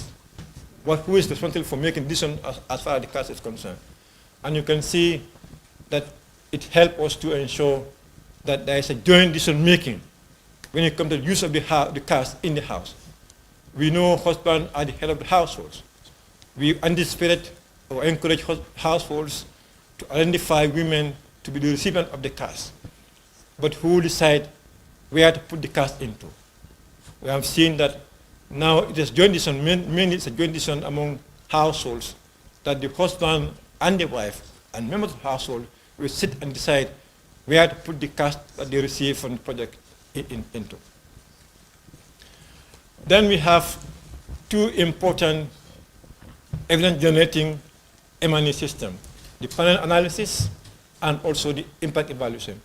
The panel analysis is a longitudinal study that identifies a group of beneficiaries at the beginning before the cash transfer, and every year at the same time we follow them to see whether there are any changes in the household. We measure changes in the household, particularly focusing on 4 key indicators. One, we look at the food consumption score. Are they consuming diversified diets? Are they doing any savings? Are they using investment into productive economic that can yield some meaningful income for the household? And how are they grasping knowledge, attitude, and practices relating to SBCC based on the modules that we are offering? This is done every year. We have started this 3 years ago. We have done the baseline, the follow-up, and the last follow-up. And this year we'll do the fourth one. And we have inbuilt an impact evaluation that quantifies and explains the changes in poverty reduction brought about specifically by the NAFA program. And I'm glad to share with you some of the findings from these two M&E strategies, the impact evaluation and the panel analysis. That shows that this project has built resilience of extreme poor households. Remember, we are talking about extreme poor households that find it difficult to put food on the table, that have difficulty in making their basic need of health, education, water, sanitation, even shelter. And this project has an impact on them based on the finding from the impact evaluation as well as from the panel analysis. One thing that we have discovered is women empowerment. We know when women are empowered, the household is empowered. When you empower women, you empower the men as well. And this project has helped us to empower women. Both studies have shown that women are empowered. In the project, yes, the cash is meant for the household, but those who receive the cash, 96% of them are women across the country. It helps women to participate in decision making, in how and where to invest the cash into in the community.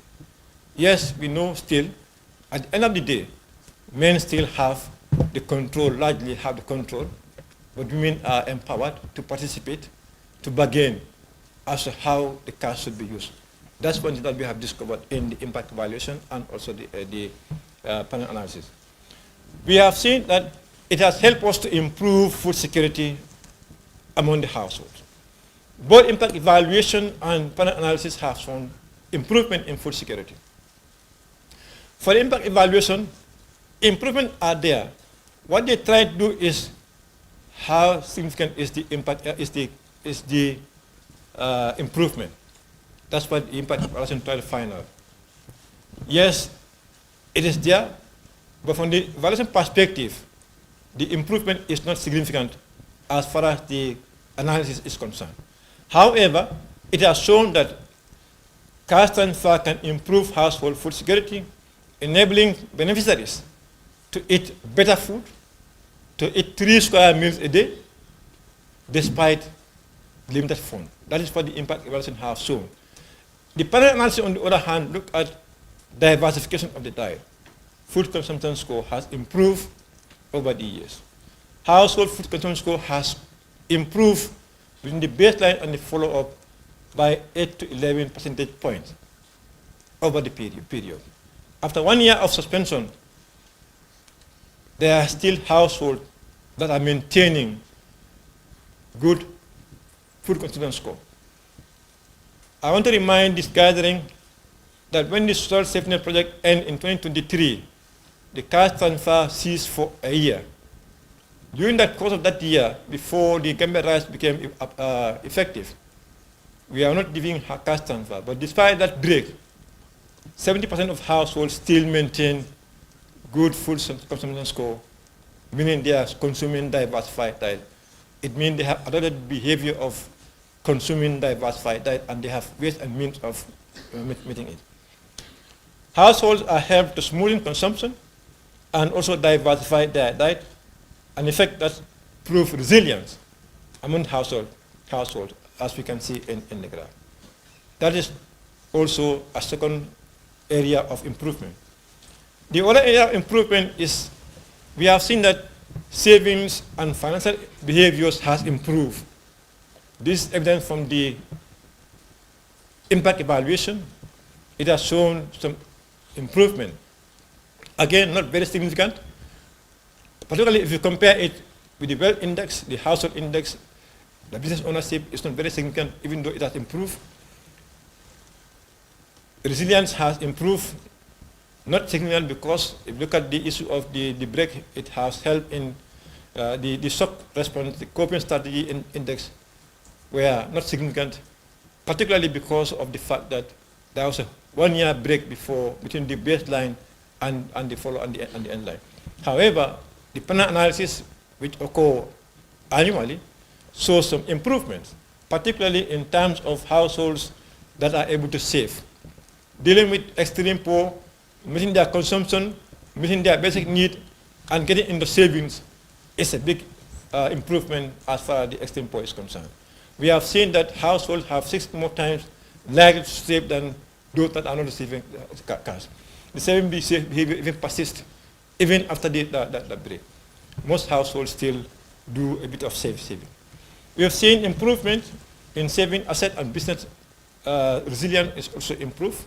We've seen that households are using the money, the cash to improve on consumption, but not saving enough. Very limited, they are saving very limited savings. The transfer provide temporary relief for the households, especially in terms of food, household need, medical expenses, but they also depend on external support still maintained. Some households, what they do is what we call in Gambia susu. They will pull together some funds, give it to one of the households to accumulate so that they are able to set money for emergencies, use that to buy small ruminants, sheep, goat, or poultry, or get in backyard garden, or some get into small businesses that they can also rely on. However, what we have seen is access to formal savings.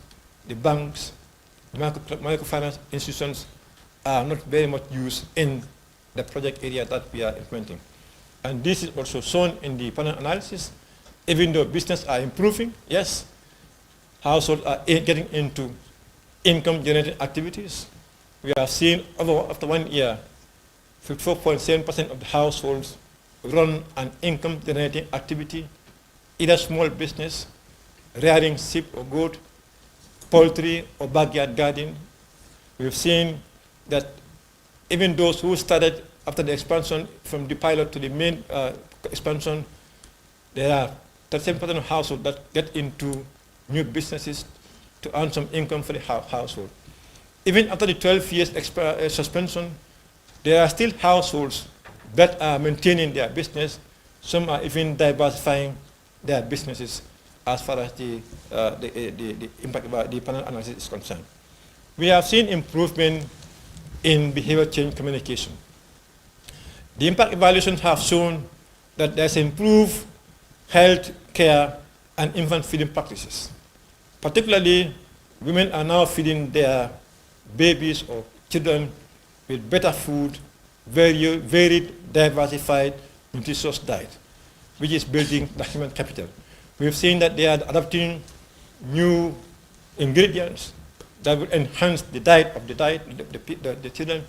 We have seen households understanding the dietary need of different people in the household, the children, the adolescents, the pregnant women, the lactating mothers, the elderly. They are now understand and know what type of food those people need.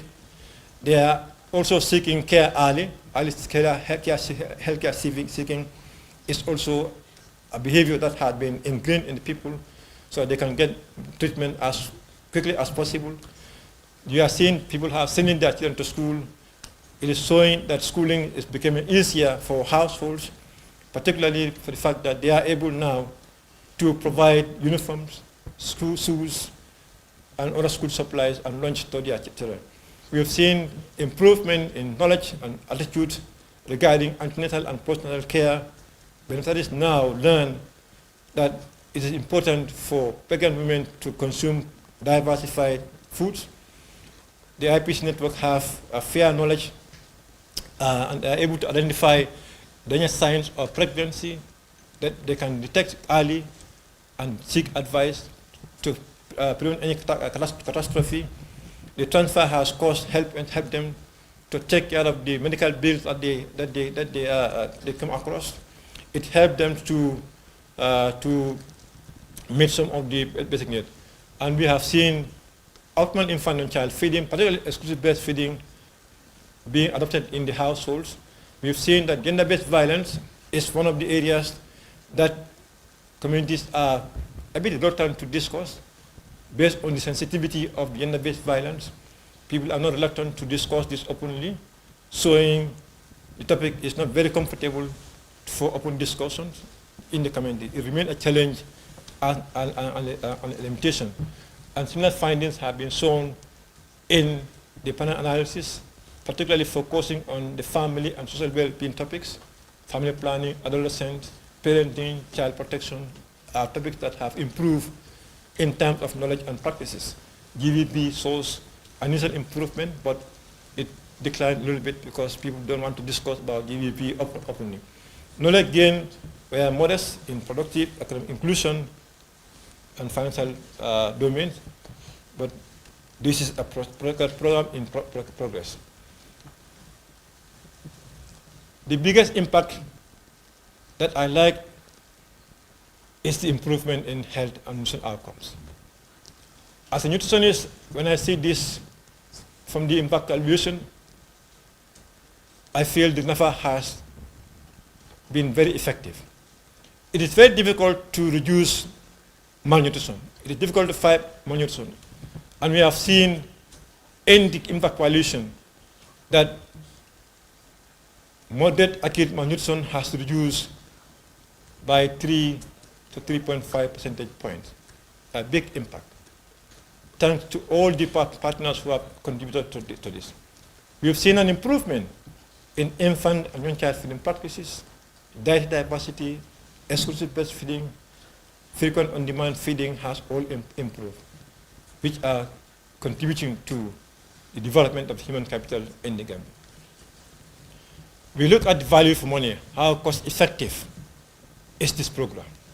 The impact evaluation also look at the cost-effectiveness of the program. And it has shown that the program is cost-effective in addressing poverty. Yes, we are spending money, particularly if you look at the graph, it shows that 55.9% of the fund goes directly into the beneficiaries. The accompanying measures, including the cost of the transfer, the payment to the PSPs, 1.7%. It shows that SBCC, as an accompanying part of the program, constitutes about 19%. The social registry that we use contribute about 19.88%. So if you look at the composition of this, the funds used, it shows efficiency in the use of the funds to address poverty, to improve and build on the resilience of extreme poor in the Gambia. Those are the findings. How do we sustain these gains? Is the biggest question. Yes, improvements have been shown, but how do we intend to sustain this over the period? And we look at this at 3 angles. The first angle is building resilience through skills and entrepreneurship and financial literacy. We are encouraging households to venture into income-generating activities, and this will help them to build resilience and continue to sustain what they have gained in the program. Secondly, we believe that adopting behaviors that are important for building human capital will help to sustain the gain. Every household that have a child that is exclusively breastfed, and they have seen the benefit in that, if they have another child, we are sure they'll be able to practice exclusive breastfeeding. Any woman who has suffered from a pregnancy-related sign or symptom that they are educated on, understand, they know, and they are helped to take care of. If that occurs again, they'll be able to take care of themselves or advise somebody to. So the behavior that they adopt will help them to maintain and sustain that behavior. But as a government, we are advocating to the government and the Vice President's office for the government to adopt NAFA as a program geared toward alleviating poverty. And inshallah, it will become a national program. Hence, we are getting towards national coverage. Along the line, we have learned some key lessons. For those who want to emulate this program as a program, we have learned some lessons. One of the lessons that we have learned is, if you want to go into this kind of program, you have to have the documentations, and strategies right. In this program, we develop manuals and strategies to facilitate smooth implementation. The project operational manual, the SPCC strategy, the community mobilization strategy, the M&E strategy, the fiduciary, looking at financial management, procurement. You have to have a guideline that will help you to better and smoothly implement the program. That's one thing that we have learned. We've learned that for SPCC to have an impact, we have to use multiple approaches to deliver SPCC. This not only creates opportunity to reach wide coverage, but it also enhances understanding among the beneficiaries. We've seen the community validation that we do. When we get the list from the social registry, we validate the list. That process has helped communities to have confidence and trust on the program. You go to any community, you ask about NAFA, they have trust and confidence because they are aware of the processes involved in identifying and enrolling the beneficiaries in the program. We use the MIS to capture the data, and the MIS has facilitated real-time reconciliation, but also help us to verify and payments, and after payment, we do help us to reconcile the payments and the cash use. Effective GRM is important in any program, especially dealing with cash. You have to have a strong GRM system. It helps us to manage complaints or queries that we have in the system. And capacity building is important. Those that are involved in the implementation, the stakeholders from central, regional, and the community level, you need to build their capacity for them to be efficiently execute their roles and functions in the project. These are lessons that we have learned as perspective of the program. In terms of M&E, we have learned some lessons, one of which is that a modest cash transfer like the NAFA, 1,500 per month, deliver a meaningful short-term gains in the household, as we can see in the slides before. It helps us to have a predictable support that improve and enable household to have 3 square meals that is diversified and nutritious. In the long time, it can be a source of income generating for poor and extreme poor households. We've seen in the impact evaluation and the panel analysis that SBCC effectively improve knowledge on health, education, and family planning. We've seen that knowledge gain do not always automatically translate into behavior change. One typical example is the GVP module. It's a module that we have been promoting, but the behavior is still not to the level that we desire it to be. Program messages on utilizing funds for overall household use was effective. We ensure that we empower women, we empower households to effectively discuss the use of the fund for every member of the household. Engaging community structures effectively in program delivery, including cash delivery, is important. If you are dealing in the community, you have to involve them in the implementation of the program. So community engagement is important. And successful delivery enable multi-sectoral, multi-stakeholder approach with clear-cut roles and responsibility and generally structured coordination mechanism. We have to ensure that we coordinate, we synergize, and we complement one another in a multi-sectoral approach to fight poverty and improve resilience. These are lessons that we have learned from the perspective of the impact evaluation. What are the recommendations? We are recommending that in the future, we look at the complexity of the household dynamics. The NAFA give one cup fit all based on average household of 8 meeting their food basket need. We know households differ in numbers and sizes and capacities. So if we are getting into future, when we are designing this kind of program, we have to look at the household dynamics to look at what is feasible for a household of 8 members, a household of 12 members, a household of 20 members, and a household of 4 members. If you give a household of 12 members 1,500, a household of 3 members 1,500, the impact will be different. So we have to look at that dynamic in the future. We also have to complement SPCC in terms of knowledge and practices. We have to also complement this with life skills training, particularly focusing on entrepreneurship, financial literacy, investment decisions.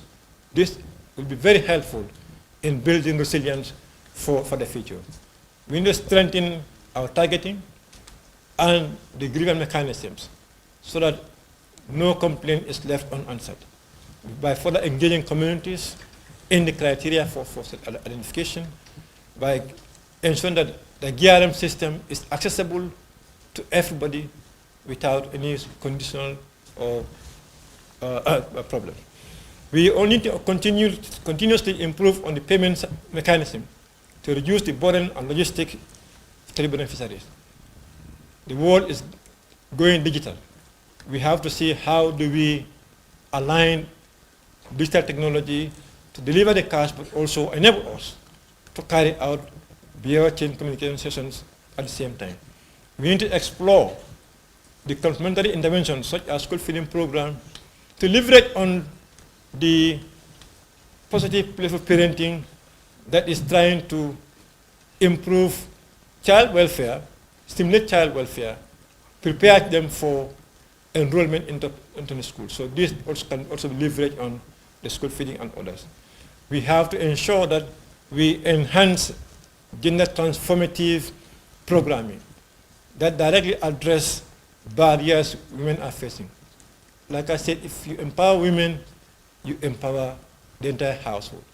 If you empower women, you empower the entire nation.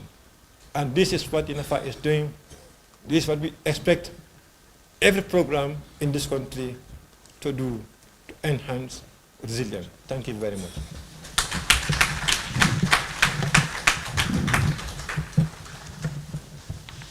Thank you very much for that presentation, sir. So do we have any questions, any observations from the NAFA presentation? Does anyone have a question? Any observation? We have one.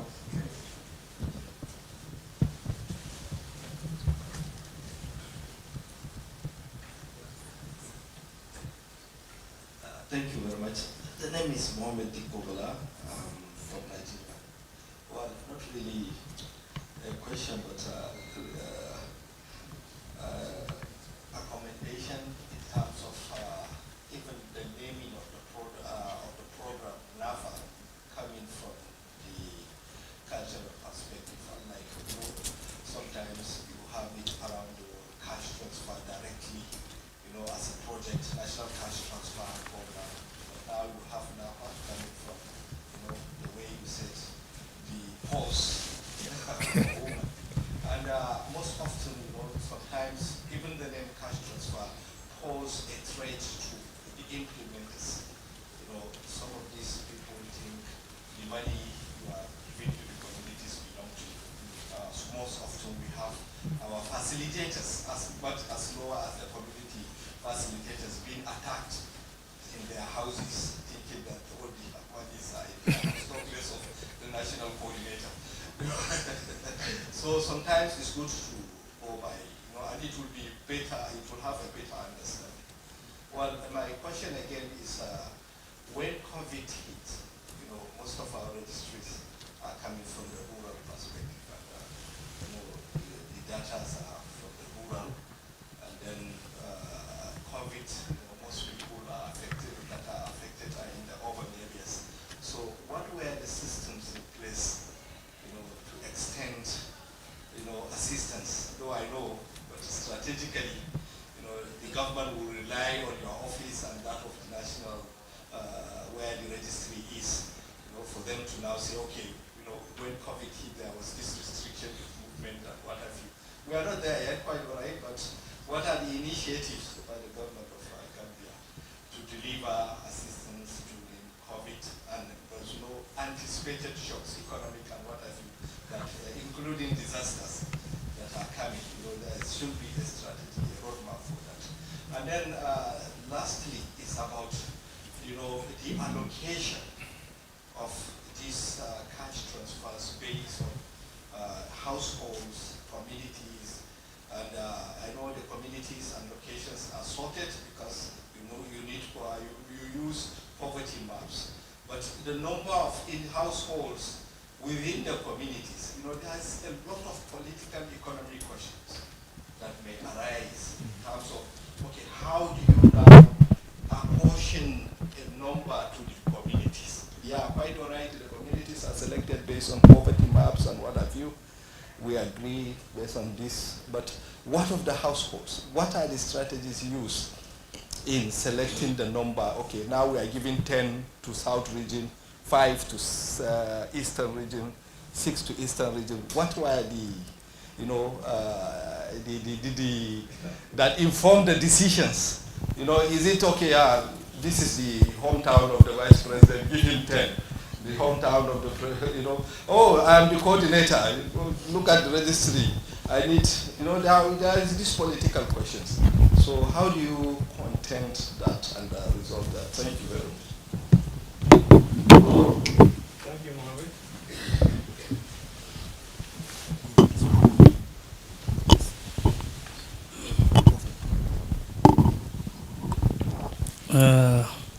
Thank you very much, Mr. Fofana. I would want to start by putting on record or placing on record my sincere thanks and gratitude for the very good job you had been doing over the period. I am Ibrahim K.S. Damfa, former governor, now deputy ombudsman. I want to thank the agency and Nana, as it were, for all the good job you have been doing. We've heard from Mr. Deva earlier in the day,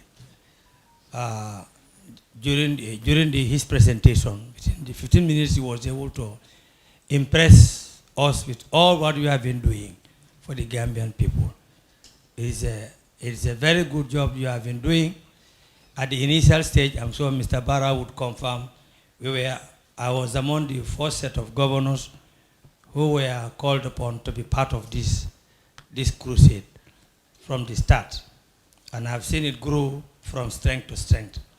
And what you people have been doing at NANA level with the NAFA project is very much impressive. And I want to thank you for the very good job you have been doing. I am also happy to note that you would want to expand because of the success story that it has been so far, the Gambian people want it to be expanded. I know there is a lot of poverty in this country. When you talk about rural poverty, just come down to urban poverty. Poverty is a cross-cutting issue. Sometimes you think that once you are in the combos, where perhaps there is a lot of money flowing around, you think there is no poverty there. But I can tell you from experience that there is a lot of urban poverty in this country, and you need to expand as quickly as possible. That takes me on to what the previous presenter, Madam ECOWAS, I'm sorry if I say Madam ECOWAS, you talked about the horizontal expansion.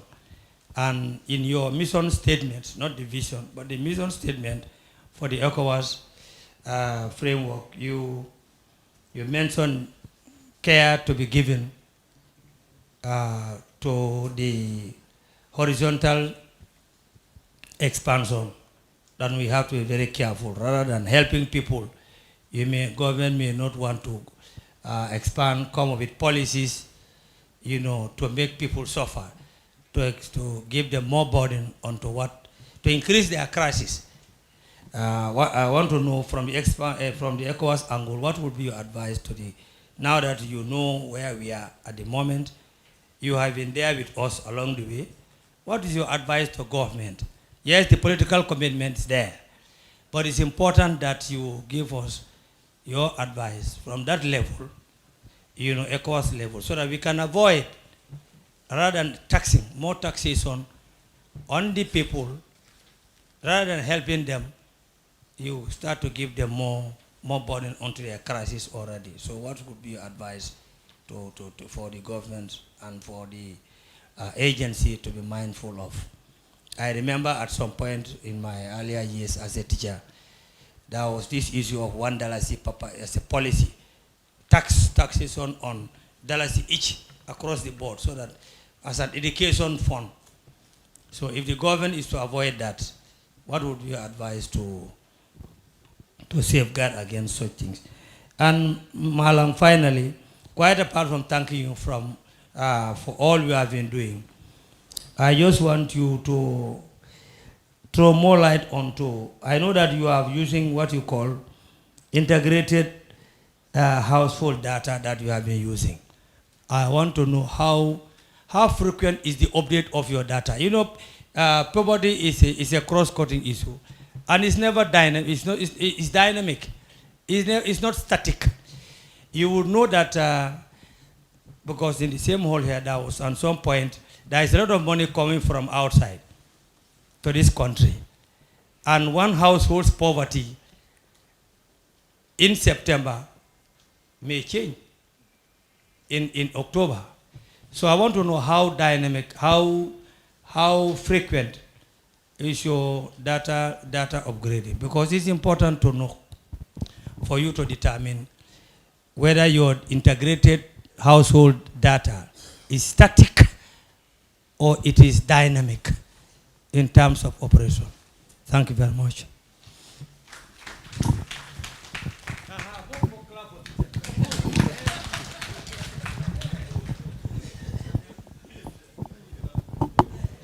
Thank you so much, and Fofana, thank you so much. And my name is Ombasa Peter from the small Republic of Kenya. I just want to echo what my colleagues has just said about community targeting. And as you know, the demand for money is more than the supply for money. How do you manage the politics around the community? How do you manage the gatekeepers? How do you manage the political class? And how do you manage yourself? Because that is more important. You are a family and you must be able to defend your family. How do you manage yourself vis-a-vis the program?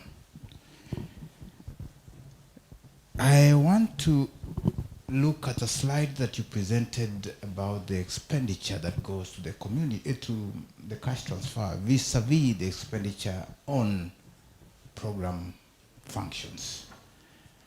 If I remember very well, it was 55.6%, 4.9, almost 56%. That is the funding that goes direct to the beneficiaries. That leaves you with around 40%.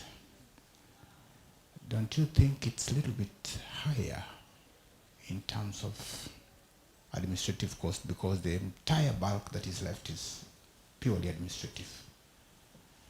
And if that is the situation, how do you reduce it so that more money goes to the community to change the lives of the community vis-a-vis more money being on administrative? Because even SBCC is purely administrative.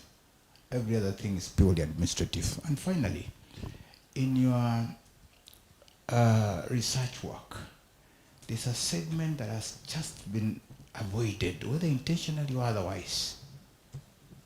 Persons with disability. Where are they? Or Gambia is different, you don't have people with disability. The nutrition angle affects especially children below 3 years who have CP, Down syndrome, and the rest.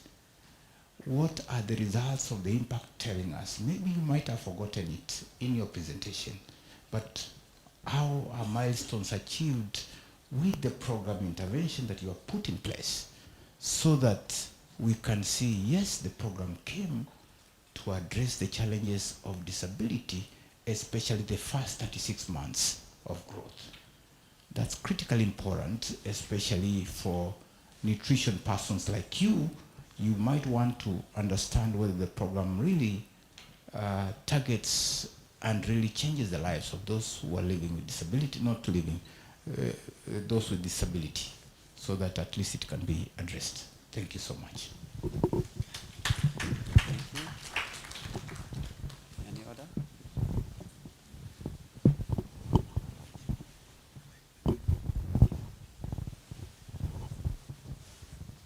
Thank you all for the compliment and the comments, as well as the questions. Let me start with my brother from Sister Nigeria, Mohammed. Mohammed, thank you for the comments. The question of the COVID-19, how do we deal with COVID-19? We know COVID was a menace across the continent, including our own Gambia. And as a government, we also have our policy that restricts people from moving. So during time of COVID, we took some part of the project fund to do a near universal cash transfer, because this came at a time when we were facing the lean season. At the time, food insecurity is higher because the old harvest has almost run down, the new one are not ripe yet, and people are now restricted to move out, particularly those who feed on their feet. Huh? I mean, those who go out daily to fend for something to put on food on the table. You ask them to stay indoors, not to move out, become challenging.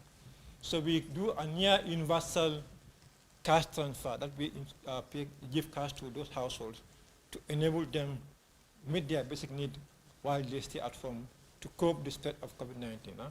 And in that, we were able to meet about 78,000 households we are supported with cash transfer on 2 occasions to meet the basic need.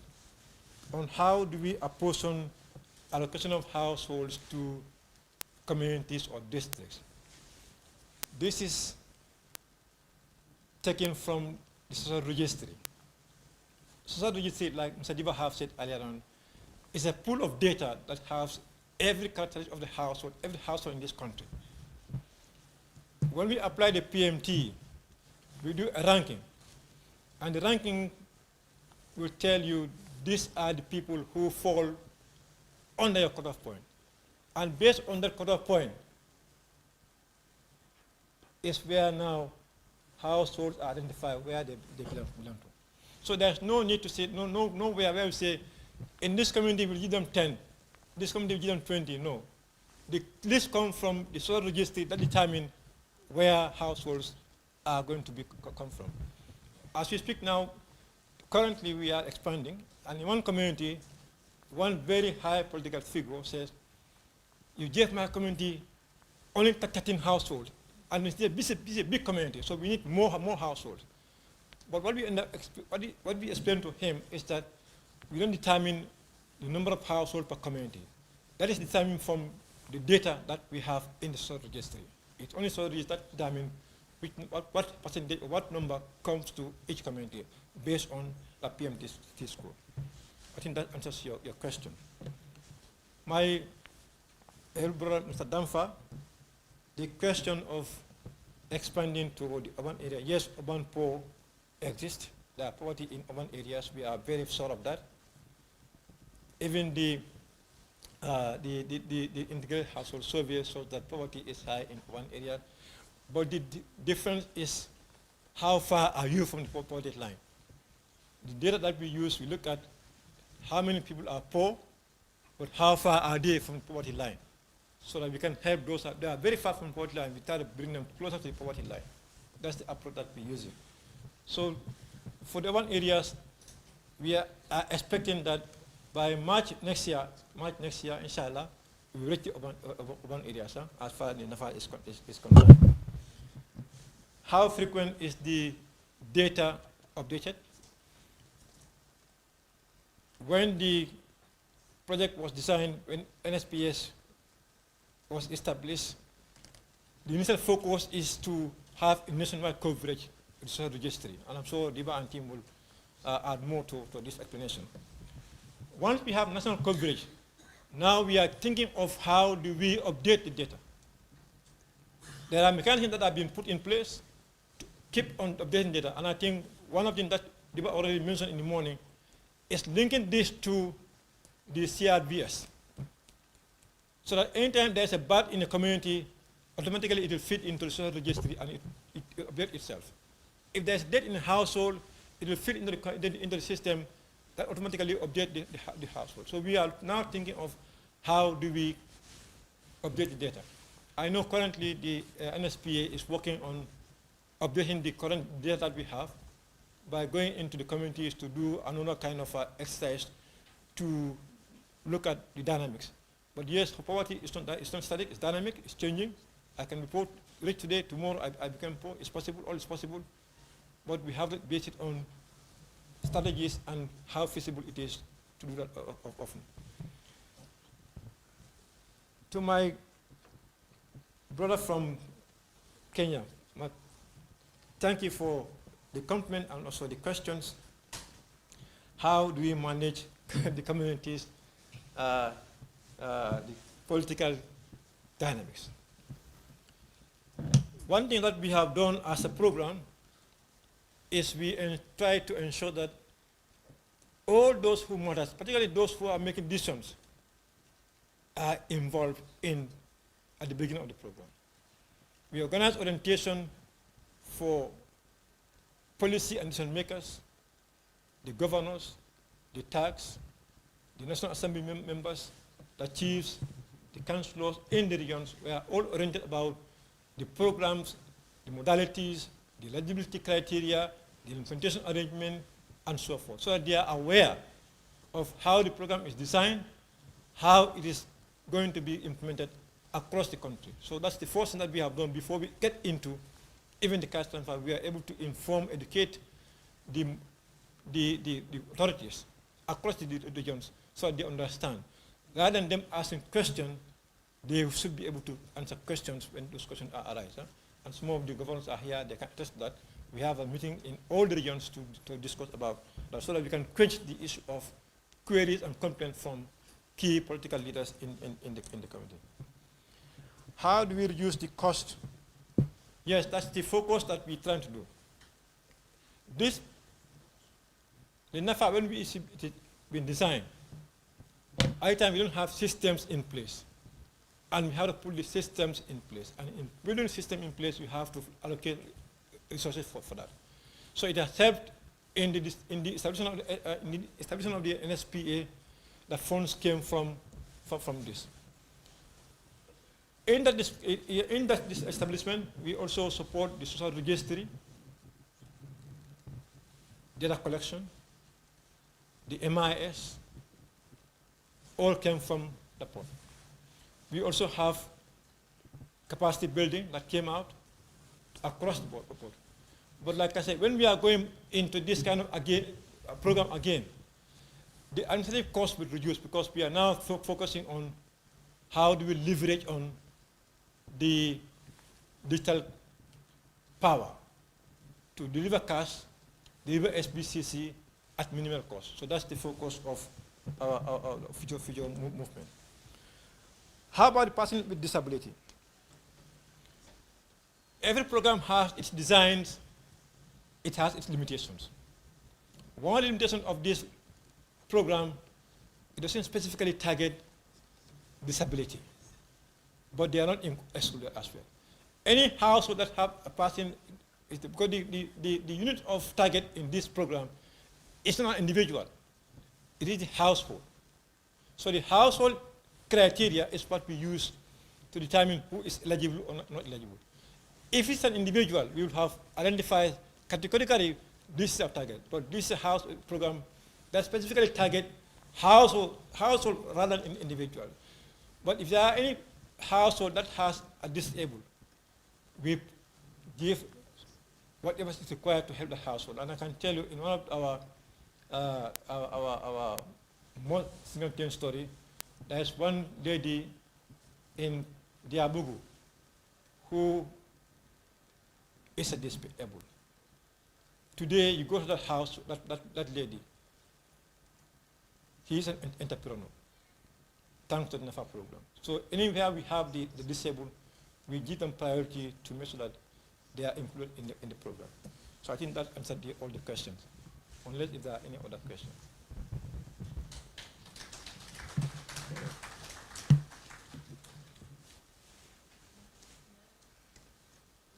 Yes. Yeah. Yes.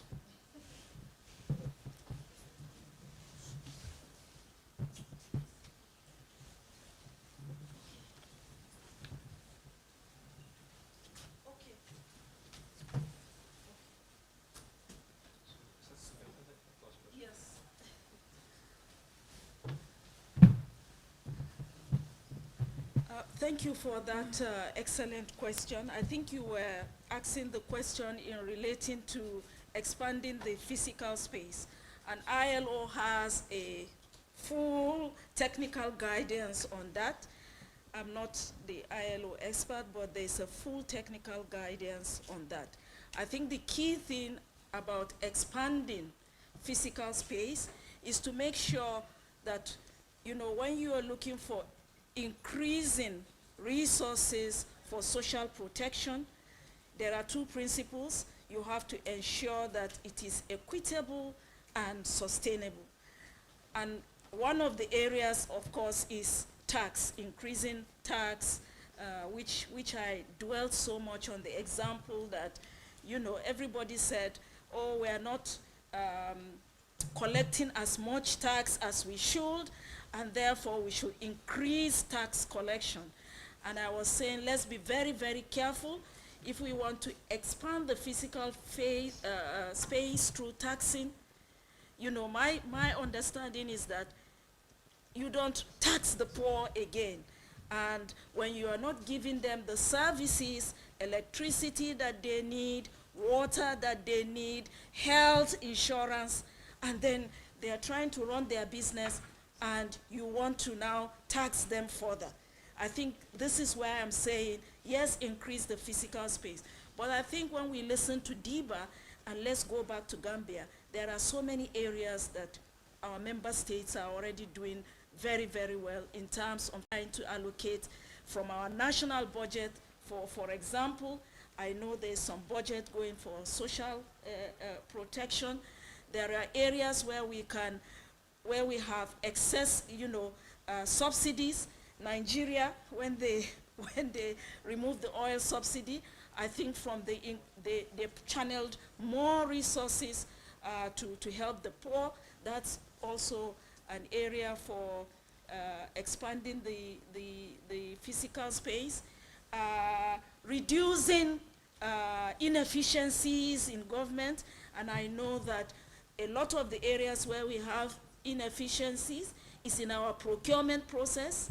If we can make sure our procurement process are transparent and accountable, we can save money that can go into social protection. You can see when you look at that coverage, you may ask, why is Cape Verde very, very high there? We've learned that in Cape Verde, for example, they are taxing a lot from tourism also and plowing it back into their social protection system. So looking at all that spaces, there are some that are, you know, you're lucky, you don't have open conflicts. Here, you don't have terrorism. For some other countries, a lot is going into the fight against terrorism. A lot of military spending, it's going in there. And therefore, it's taking away the resources that should go to health, education, and other things. But here you have the advantage of really, you know, a peaceful country, you know, how you target resources for that. But there's a whole ILO guideline on that. Kenya, I know, on physical space, and I've just given some examples of, again, another area where we are seeing our member state doing very well is Ghana with the health insurance. You know, if you give health insurance to very poor families also, it really helps, because one of the things that increases the risk of the informal sector is when people fall ill. When people fall ill, they have no access to health facilities. You are not well. How can you even go to the market? You know, you just suddenly fall from somebody who is trying to take care of your family to suddenly somebody who does not have, you know, cannot go out and fend for themselves. So we've seen countries like Ghana where they've invested in health insurance that is going well. Another thing that we're seeing very, very good is the child school feeding programs. You know, how do you enhance school feeding programs also? So I think this was what I was just trying to emphasize, because the informal sector is the most important, vibrant sector in our economy in West Africa, but it is also one of the sectors that, you know, we have very, very poor social protection coverage. For we as government workers, you know, through either contributory or non-con, you know, we are taken care of. But what about that informal sector? And let's be careful that we don't overtax those we cannot even give the minimum support to run their business. Thank you.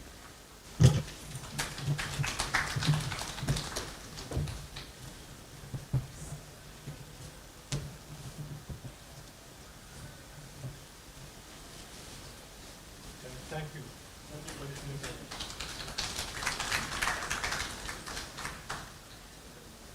Okay, thank you very much for that very detailed presentation, Mr. Fofana. Thank you for the questions. Thank you for the question and answer sessions as well. Dr. Sintake, thank you for coming back up here to answer some of the questions that were addressed to you. Seeing that it's just after 2 o'clock and we have one presentation left, we will take a prayer break, and that will be followed by a lunch very quickly. So if we can come back by latest 3 p.m., the final presentation will start, so that we can close in an hour after that. So we'll take a quick prayer break and then head to lunch, and then 3 p.m. we will reconvene for the final plenary of the day. Thank you.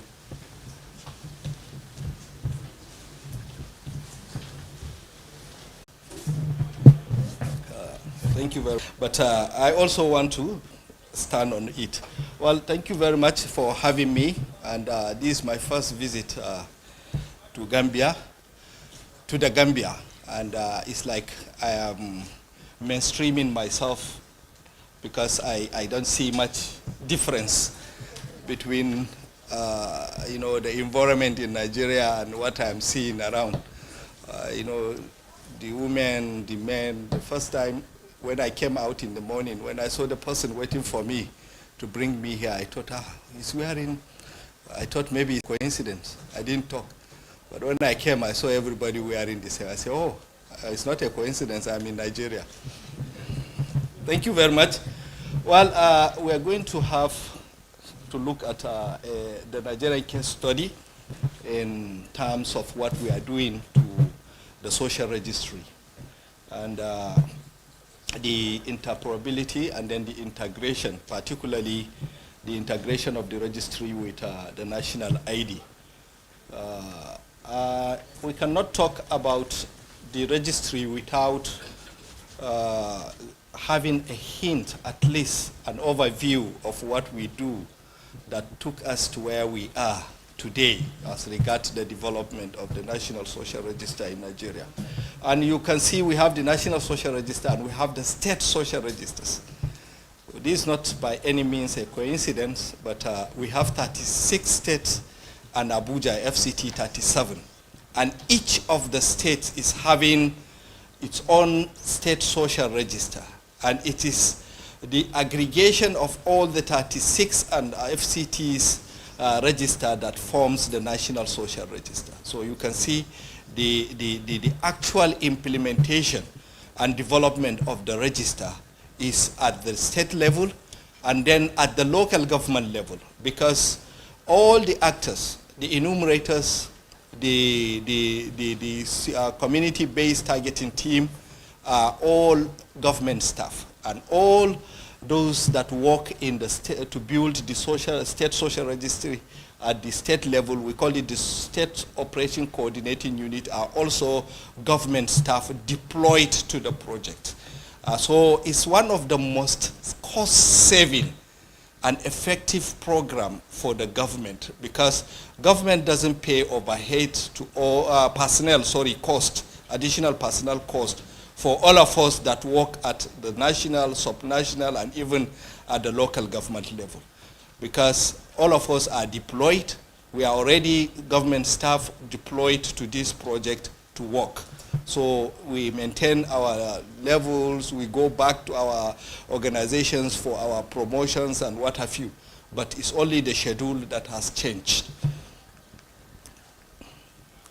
So this is the content. We will talk about the National Social Register, the building process, harmonization of the NSR, and then if I say NSR, I know, okay, so, and then the summary, then we look at the social register usage, strengthening the social register, benefit of the NIN integration, and then progress in NIN integration with NSR, and we look at evolution and achievements, then the key achievements, then next steps.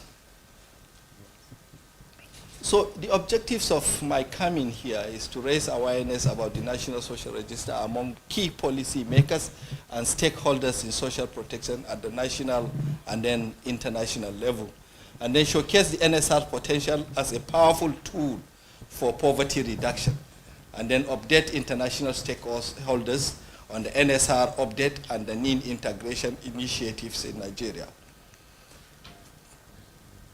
Well, this is the social register.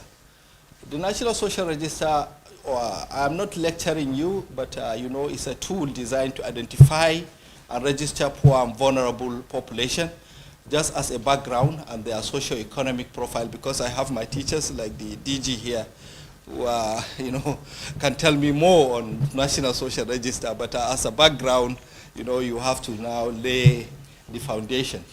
So their socio-economic profile to inform poor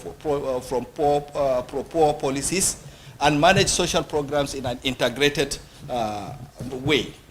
Household records, assets, dwelling unit locations, and then at the individual level, we have the identification, education, demography, health, economic activities, and social groups. So you can see the data in the social register are divided into two. We collect data at the household level, and then we collect data at the individual levels. So as I said, these are some important points about the National Social Register. The National Social Register is an aggregate of all the state social registers And in Nigeria, we have 36 states and the FCT, which is the federal capital, Abuja. So we have 37 social registers. And then the socio-economic data is used to categorize household based on level of poverty using statistical analysis.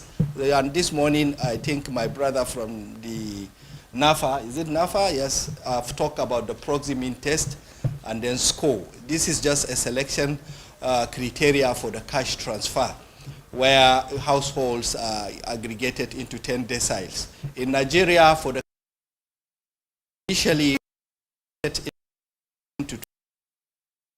operated what we call the NAPS project. The NAPS project, was targeted for 1 to 6 decile, and then it's intended to cover 2 million households. But for the NAPS SU now, the government and in the design, and the World Bank in the design now extended the decile from 1 to 8 deciles. So everybody that falls between 1 to 8 decile as a criteria is to benefit from the NAPS SU cash transfer. Then different programs can use the NSR to select specific poor, vulnerable households based on program-defined eligibility criteria. So cash transfer is just one, and over time we realize there are some demands from other programs in utilizing both from the private, and then the donor partners wanted to use the register. But this, when they come with their eligibility criteria to mine the register.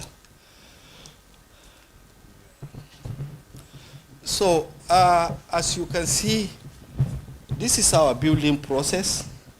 Just like what the NAFA program said, we started by the poverty mapping. The poverty mapping is just for us to know, aggregate which are the poorest states, and then within the state, which are the poorest local governments, which are the poorest communities, so that it will give us a starting point, an entry point. So for us, our roll-out plan was 30, the most deprived local states, and then, local governments, then 30, 20, and 50. That is the rollout plan. We started with 30, the most deprived local government within the state, then we roll out to 20, and then the remaining 50. Incidentally, unfortunately for us, the design of the project was to cover 24 states, and then the targeted household for the entire register is 5 million. But I tell you, by the end of 2022, we are able to cover the 36 states and the 36 states in the federal and FCT, and then we are able to cover about all the local government areas, because we have 774 local governments in Nigeria. So this, sorry, I'm going back. So I don't want to bother you much. We have two targeting mechanisms that we use in building the National Social Register. The first on top there was what we started with, that is the community-based targeting. The community-based targeting starts with the poverty map that I tell you, pre-sensitization, sensitization and mobilization, and then community engagement.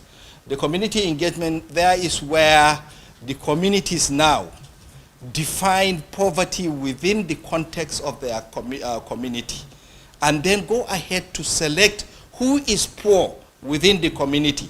And there then they develop a list, and the harmonized list is what the enumerators now use to go house in house to bring them into the social register. And our data points have about 138, just like I told you, between households and individuals, we are collecting 138, variables.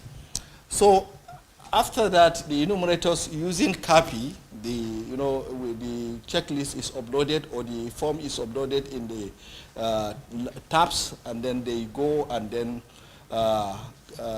collect the data. And the data first hit the state MIS system. That's where the first cleaning is done. And at the state level, that is, we have the state MIS checks where we have our checks on the data. For those that are good and meet our requirement, we'll go further to the federal.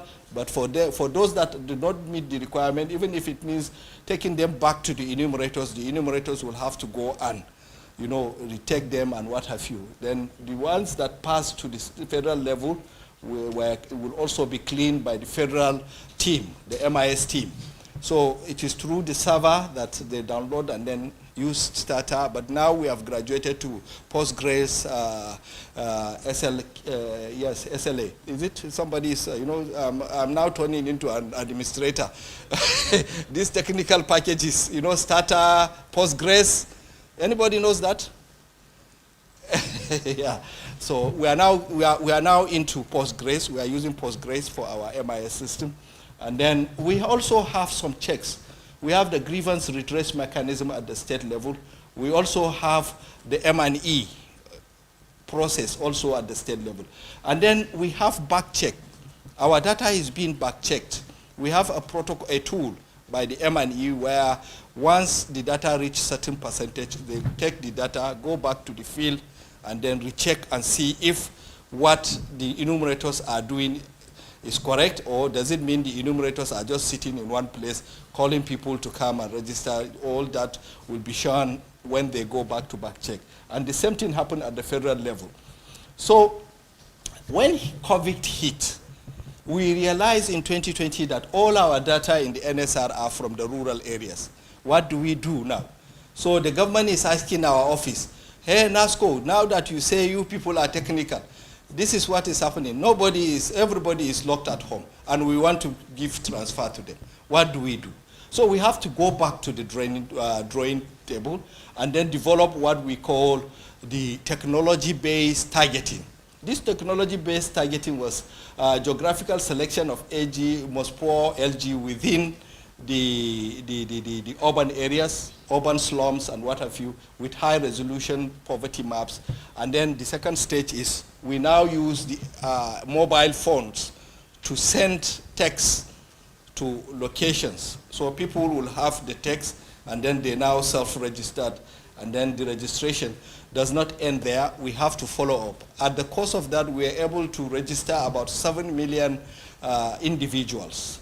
And then out of the 7 million, we are able to go for in-person validation with relaxation from the government. We are able to move, and then we are able to bring in about 2.7 households or individuals into the data set. And then the data cleaning and what have you, then it's added to the social register. So this is additional targeting mechanism. Apart from the community-based targeting, the technology-based targeting is a shock response targeting mechanism that is there for the government to activate at any point there is emergencies or shocks. But it also have its limitations. So we have to now look at how we can diversify. And there are new things that we are doing. In addition to, what we did was we harmonized the two registers. So instead of having the rapid response register for the shocks, for which we developed during COVID, and then the NSR register, we now harmonize the two registers. And then we have what we call the NSR numbers. The NSR numbers initially were unique identifiers for households and then for individuals within the household. Before now, it is alphanumeric. But what we did now, we codify it to 9-digit numeric numbers so that it can be, you have the capability of interoperability with other database. Because if you look at your national ID numbers and all other, some similar database, all the numbers like your account numbers are all, numeric numbers. So we have to go in line with the global standard by making the NSR NID numbers to be alphanumeric. And then the second thing we are doing now is the data update. So we are updating the National Social Register presently. So these are the processes, and then this is the summary of the status of our social register as of today. we have about 19,708,500 households. And then in terms of individual, we have over 70,901,460 individuals in the register. And in terms of communities, we have over 290 communities presently in the social register. And the wards level, we have electoral wards. We have over 8,000 wards. Just like I tell you, we are in 774 local government areas. That is logically, we are in 774, but technically we are in 771. Let me explain how. If you go to Borno State, because of the insurgency, Boko Haram attack and what have you, there are 3 local governments that were relocated from their main local government and they are resident in one local government. So if you go to take their GPS, they will still read Marte in Mongono, Mongono in Mongono, isn't it? So technically, we have 771. But when I am talking to, this is a combination of technical and policy makers. So when I am talking to policy makers, I always go with that, so that one senator will not say, my local government is excluded. So, but when I am talking to technical people like the DG, if it is a technical and Madam from ECOWAS, I will always come with 771. Because I will not be queried. No, the political economy question will not come in here. They will understand what I am saying. But if I tell the senator from one of these local government that he will say, everybody will be looking, whose local government is missing? Head of register, tell me. I hope it's not my own or the governor's register, local government. So we have to be also technical and political in our presentations. So these are the social registry users. Just like I told you, the intention was just to serve the cash transfer of government. But over time, we realized other users come to mine from the register. So this made us to develop what we call data mining protocols. So, we are dealing with people that we have to operate within the data privacy law and security of the country. So before we give you access through API or whatever other means you want to mine the register, you have to undergo all these our protocols. So you can see number 7, over 21 state level. All these are federal, from 1 to 6, then 8 to 11 are all federal. But this number 7, over 21 state level, interventions at the state level are happening using the register. That means they don't come to the national to mine. They mine from the individual registers at the state level for their intervention. And then the design of NAPS SU, the scale-up was just to cover 10.2 households. But as a matter of fact, the federal government came with a policy. They say, yes, we know the coverage is 10.2, but we want to scale it up. Now we are targeting 50 million households. And then the transfer value for the cash transfer was 5,000. The federal government says, no, give them 25,000. And then the duration for the NAPS SU was 6 months. They say, no, we are giving them 25,000 for 3 months. That means we are giving them 75,000 as a package. But here, you see, it's only 60,000. But there is an additional 15,000 to each of the households by design of the federal government. And the duration was shortened because if you length the duration, maybe the package is small, maybe the impact may not be felt. So in its wise decision, the federal government felt, let's shorten the duration of the transfer and then add the value.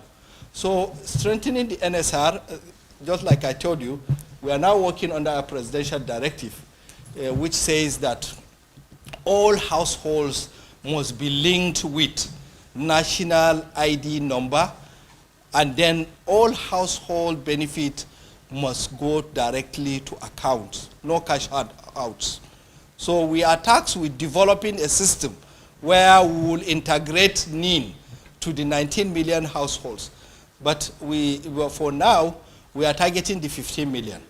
But we are working on the 15 million, but our target is the 19 million. You know how dynamic the households or communities can be. You can go to a community, particularly in areas like ours where there is insurgency and what have you. You can go to a house, you can go to a community, you can see the entire community is not there, they are in the IDP camps.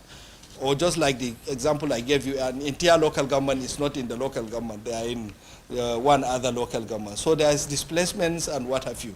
And then even the dynamics within the households. One can be transferred, or one can decide and say, no, I'm not staying again in this community, I'm moving back to my hometown. Or maybe he has retired. He may leave the household, but during the CBT process, he might have been captured. But when you go back, you will see that he's not there. So if you target the 15 million directly, you may miss. So due to the dynamics, we are targeting the 19 million in our NIN integration drive now. So just like I told you, this is a directive by the president to, for NAPS now to cover 15 million, and we have to integrate. So leveraging of the Mr. President directive, what we are doing currently is updating and then integrating the NSR with NIN through household NIN harvest and then individual NIN enrollment. This household NIN harvest means we developed using Kobo Collect a tool, a harvest tool. The tool is now administered onto the copy of the enumerators. They go back to the same household and then update the records. But sometimes, particularly in the rural areas, if you go, you meet some household or individuals that don't have NIN. Does it mean you will exclude them? Then if we meet a household that does not have NIN, it doesn't mean we will not update the household. We will still update the household, but we will referral. That's where the referral will come. Refer them to now enrollment. So what we do as an initiative was to now sign an MOU with the National Identity Management Commission, and then they now train our SOCUs, those state-level enumerators, as agents. And then the federal government bought about 1,000 enrollment machines. So instead of the communities going to scout for where to do the register, they now go to the communities for the registration. But after some time, we realized that we have a lot of gap. Nigeria is very big, the population is big, about 19 million and 15 million households, it is too big. So they are not servicing. And we have 774. With 1,000, it means one enrollment machine per local government. It's not enough. So what we did was, already NIMSI have front-end partners, agents that are working for them, registering. They will see them with umbrellas, sitting down, waiting for people to come. Now what we did was we invited the big ones and say, okay, if you know you have the capacity, come. Here is a low-hanging fruit for you. The low-hanging fruit is for you to go to the communities. NIMSI will pay you for the enrollment, and we will have a little incentive for you for the disturbing you, leaving your comfort zone to go to the communities and do the registration. And this is what these people are doing. So we are using the referral method. We are harvesting the existing NIN using our own structure and system, and then we are making referral to those individuals that do not have NIN. Referral here doesn't mean for them to go. We are even bringing it to their doorstep. We are bringing the registration to their doorstep. So these are the initiatives we are currently using in Nigeria. And these are the benefits of the NIN integration. It provides a distinct identifier that accurately distinguishes individuals, minimize error and duplications, and then it improves data accuracy and integrity. It enhances security and authentication. It facilitates efficient data management and analysis. It supports transparency and accountability. So you will know who you are paying, and then just these 9 digits have a lot embedded in it. It has the biometric of the person, it has the pictures, it has the name, it has so many informations, that demographic informations, that if you want to put it on your server, I advise you, DG, don't try putting pictures, all these biometrics on your server or your MIS if you create. Go and make a pact with your national identity management. They already have the big servers. All you need is just the 9 digits. If you put it there, you are saved. You don't need to be putting all these pictures, you know, to some extent, including account numbers maybe there. I'm not sure in Gambia, but in Nigeria, they don't put the account numbers. But if you are left with battling with account number, it will be more easier for your system. You know how space are expensive now. And we are talking about benefits to the beneficiaries to minimize the cost for, you know, governance in terms of administration and what have you. If you started paying for spaces and what have you, you know, you chop from the beneficiaries' money. So this is a static progress in our NIN integration. So here now, this thing is not working. Where do I? It's not. Okay, it's working. Oh, it's working, but it's me that is not working. So, I better leave it. Let me not confuse the audience, please. So what I'm saying here, you see, this is the household update. This 8.538966 is showing the number of visits, not the number of NIN, but the number of visits by the enumerators to the households. So now, as at yesterday night when I downloaded this, or when they sent this, we have visited, out of the 19 million, we are able to visit 8,538,966 households. That means we are able to update about 137 variables, because NIN may or may not be there. I tell you initially. Why? Ask me. Because the NIN may or may not be there. Because if you go, you can harvest or you can refer them for enrollment. So, but this data is not telling me how many is enrolled, how many is validated. But there, you can see, this my clever data analyst. See what they did to me here. They put 8 million plus. Out of this 855, they say 800. That means we have over 8 million households that have NIN. That is what is saying there. Total NIN, you know, verified or validated by NIMC. That means these are, out of these 8558, about over 8 million of them have been validated by NIMC. And then we don't want to feature the enrolled data because it's something that we do collaboratively with, it's beyond our purview for now, because it's a data that is in the server of the NIMC. They have to now, so I don't want to give a figure now and then, okay, in Gambia you said, and we are already cleaned one, you want to report us to the government. You know, so I want to be careful. You know, when you are doing partnerships, sometimes you have to be careful when you are dealing with partners, more especially when you don't have control over some of these outcomes. Like now, the NIN enrollment, even though it's done by our people, but it's in the server. Maybe now I report something and they say, no, it's not like that. That was the last week figure you are reporting. Why shouldn't you be updated? What if the presidency and say, and start comparing from, this is where we are, and as a matter of fact, this is our key achievement.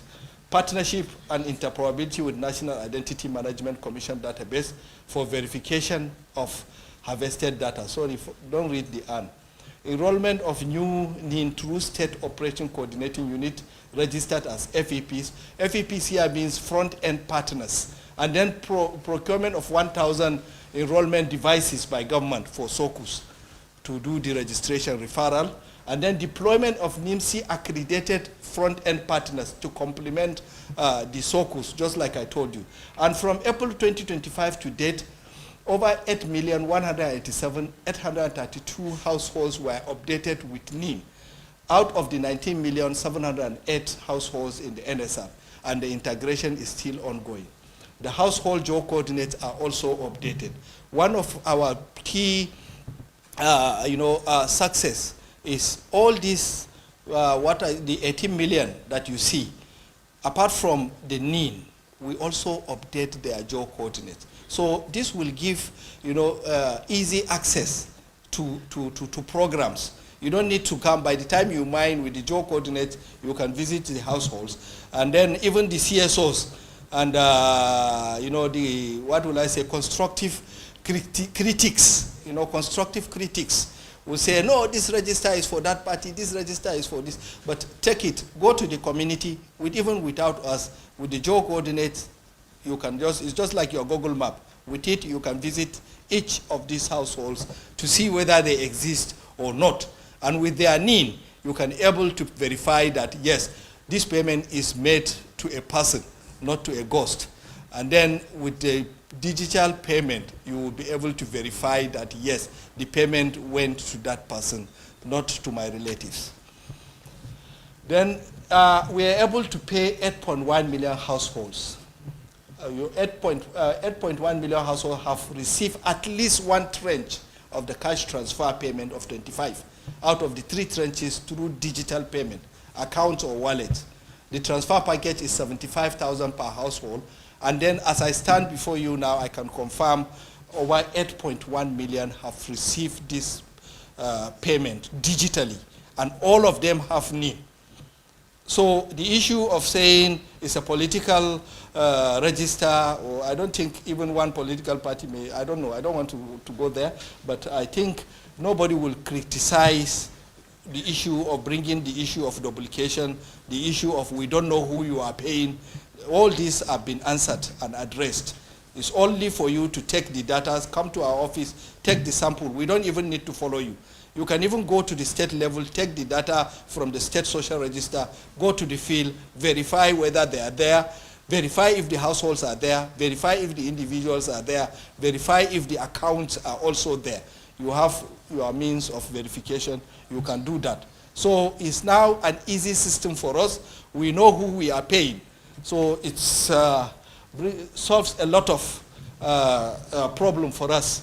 Just like I said, this is the evolution. The National Social Register initially was intended, just like I told you, to serve the federal government cash transfer.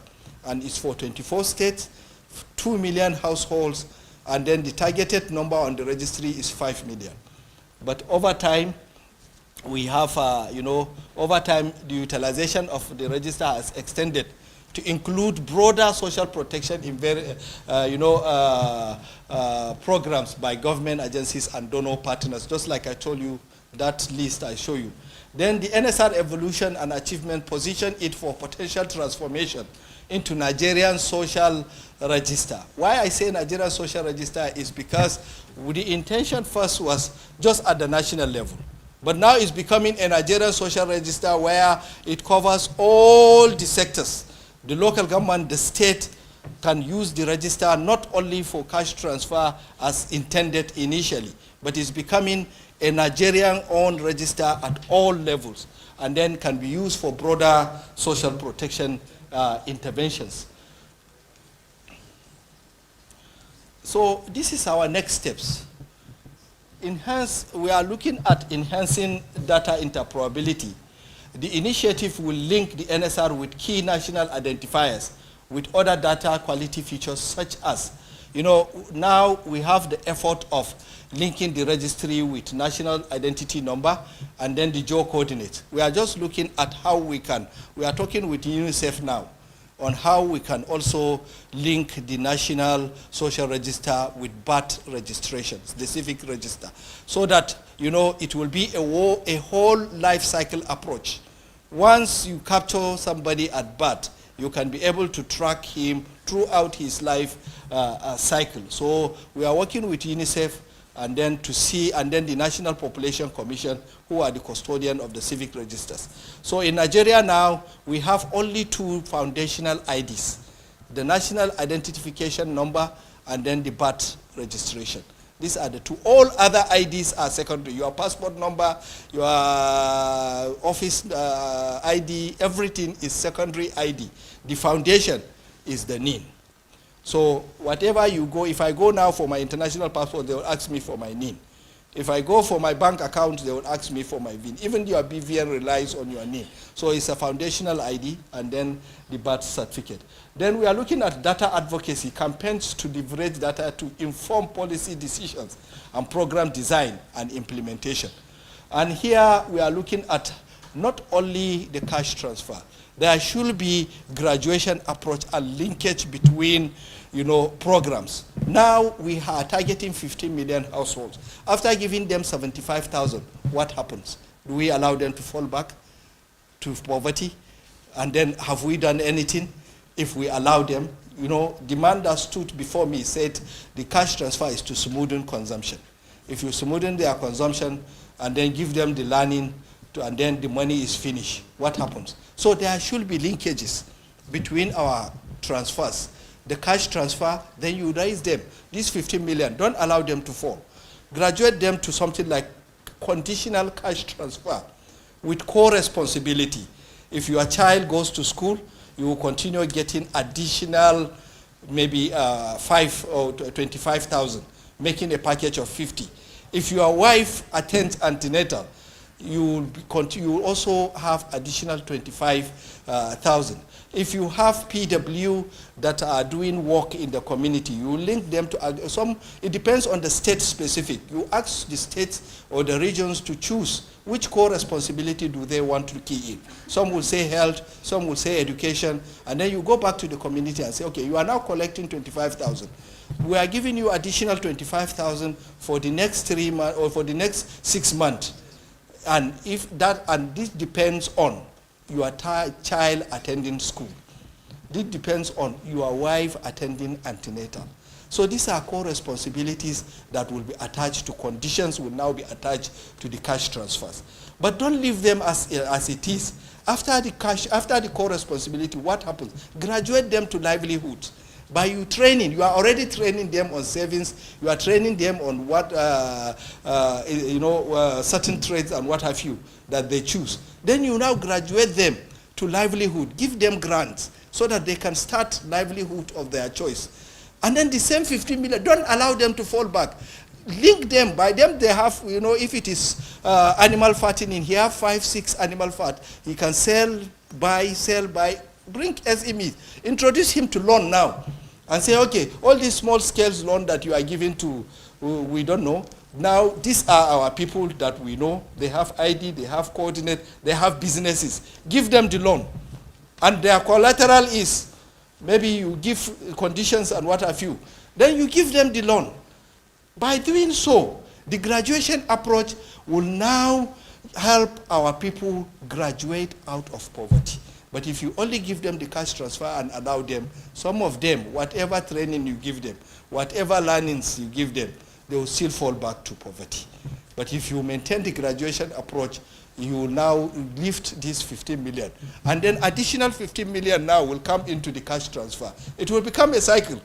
You will become like China. One day you will come and say, okay, we have graduated all our people out of poverty. But if there is no linkage, just like we are now coordinating and linking our coordination system, our registries, our data fragmentations are becoming minimal now.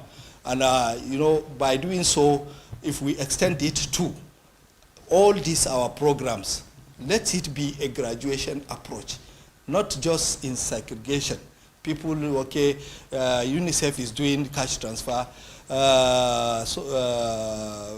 ECOWAS is doing, I am doing. By the time we finish the transfer, the data ends up in my laptop.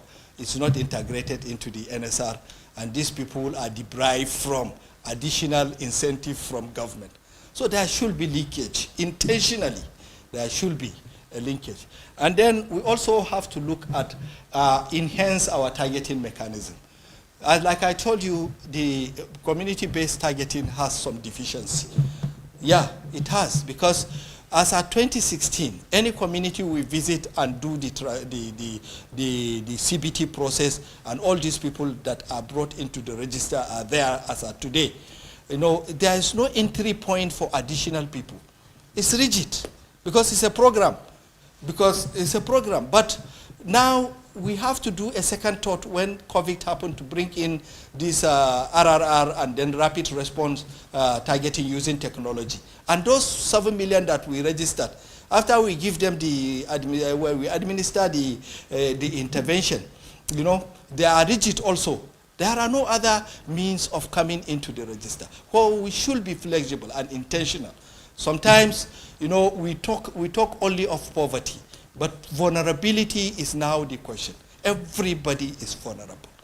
For example, now we are talking about adaptive social protection. What if there is a flood in a high-brow community? It depends on who and what intervention you need. If there is a flood, maybe to a rich man, it's just the information to tell him that there will be flood, early warning by Tuesday in your community. He has the powers, he has the money. Maybe he even have another house somewhere that he can pick his family and leave that area before the flood comes. But there is somebody there that even if you keep telling him, till the last minute, he has no powers to move his family. You have to now design an intentional program for him. If it is cash transfer, give him cash transfer plus so that he can live. And then from there, don't leave him. Follow him. After that, are you also going, this flood is seasonal. What government? We should be deliberate in resettling our people. Resettlement and housing is also part of social protection, not only for government workers because you can access mortgage. What of the informal sector? What of this poor man that is living along the river that always floats? We know it floats every year. The only thing we do is we show it on TV. There will be flood in this, there will be flood in that. But what efforts are we making to relocate these people or to assist them to relocate? Even if they are seasonal fishermen, by so time, come to your community, come to this area, do your fishing, but once it is during flood, migrate to where your resettled community is. So we should be concerted, map out our disasters, map out our risks, and then map interventions based on the needs. And then, you know, there are some also the climate side. You hear about it when they come to discuss about this adaptive social protection. Let me not preempt whoever is presenting the adaptive, because it sometimes moves me when I'm thinking of social protection, in not only in Nigeria, but in the entire Africa. We have to. It's good that our governments are waking up now. Our government are realizing the importance of social safety nets, the importance of social protections now. So if we are deliberate, maybe 10 years, 20 years, we will be where we are. Then, just like I said, the targeting, technology-based, we have to use SMS blast, web registration, provide online platforms, even walk-in centers. Who said I cannot go to social protection office and say, okay, I am poor, I want to register. Being in the register doesn't mean you have to get intervention, but you are identified for the intervention that suits you. Being in the register doesn't mean you are an automatic beneficiary of the cash transfer, because every program comes with its own criteria. If you don't fit into the criteria, you don't get the intervention. So this is also part of the communication strategy we should take to our people. Because I sometimes suffer it. When I go to the communities, they will even call me Ole. You know Ole? Barao. Thief. Yes, because his neighbor is getting. He is not getting. And I am the one that came and put him in the register. My communication team didn't tell him that being in the register doesn't mean automatically you are getting cash transfer. Oh, you come. Yeah, it's selective. Because I'm this party. No, it's not because, it's because he doesn't like me. Even the day they came, I saw the way he's looking at me. You know how our local people can interpret things. So we have to be up and doing in our communication strategies. Tell them, tell them who is the communication expert in the social protection house. So tell them that being in the register doesn't mean automatic intervention. It means government is planning for any intervention that is due for you. Tell them so that they will not go and, and call my friend a thief too. Well, so who said we cannot do work in centers so that people can come, be identified and kept in the register, so that when programs come, they can now access. I'll be sitting in my house, I'll come and tell you, yes, I'm retired now, and my salary is not enough. If there is any program, okay, give me your details. You put me in the register. When there are big programs that has to do with consultancies, oh, Mr. Diko is there. Let me see if he can fit into ECOWAS. I'm not saying it. I'm already working, but it's an example. So, yeah, just an example. Okay, let's look at among all these interventions, where does it fit in? I'm sitting in my house. I don't even know. I'll start see a message in my mail that, okay, you have been activated into a livelihood program or so program. Please avail yourself for in-person, or our people are coming to visit you for to update, to see whether what you told us is true, because we want to take further information on you. They will come, ask me questions, do the needful. If I fit into it, I don't need to, these are the systems we are envisaging for our people.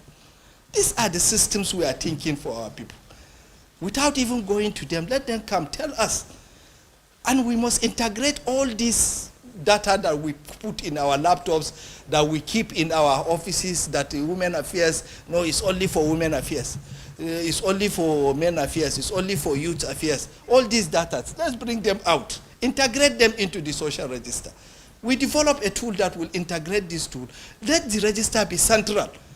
And let's have a policy that will say, whoever is doing intervention, even private sector and individual, must mine from our social registers. We have a planning tool, and we know where we are going, so that our people will have these benefits. But the way we are doing it now, there is a lot of coordination issues, a lot of data fragmentation, a lot of interest. I stand here. Without the register, if you give me intervention, the first thing that will come to my mind is my immediate family. Yes. And you say, okay, if we see anybody with DICO, we will not give him. I'll go to my village, and my next neighbor will be the first person, whether he qualifies or not. But when we have systems in place, it's the system that speaks. It's not about us. If you put your system in place, it's just like an example.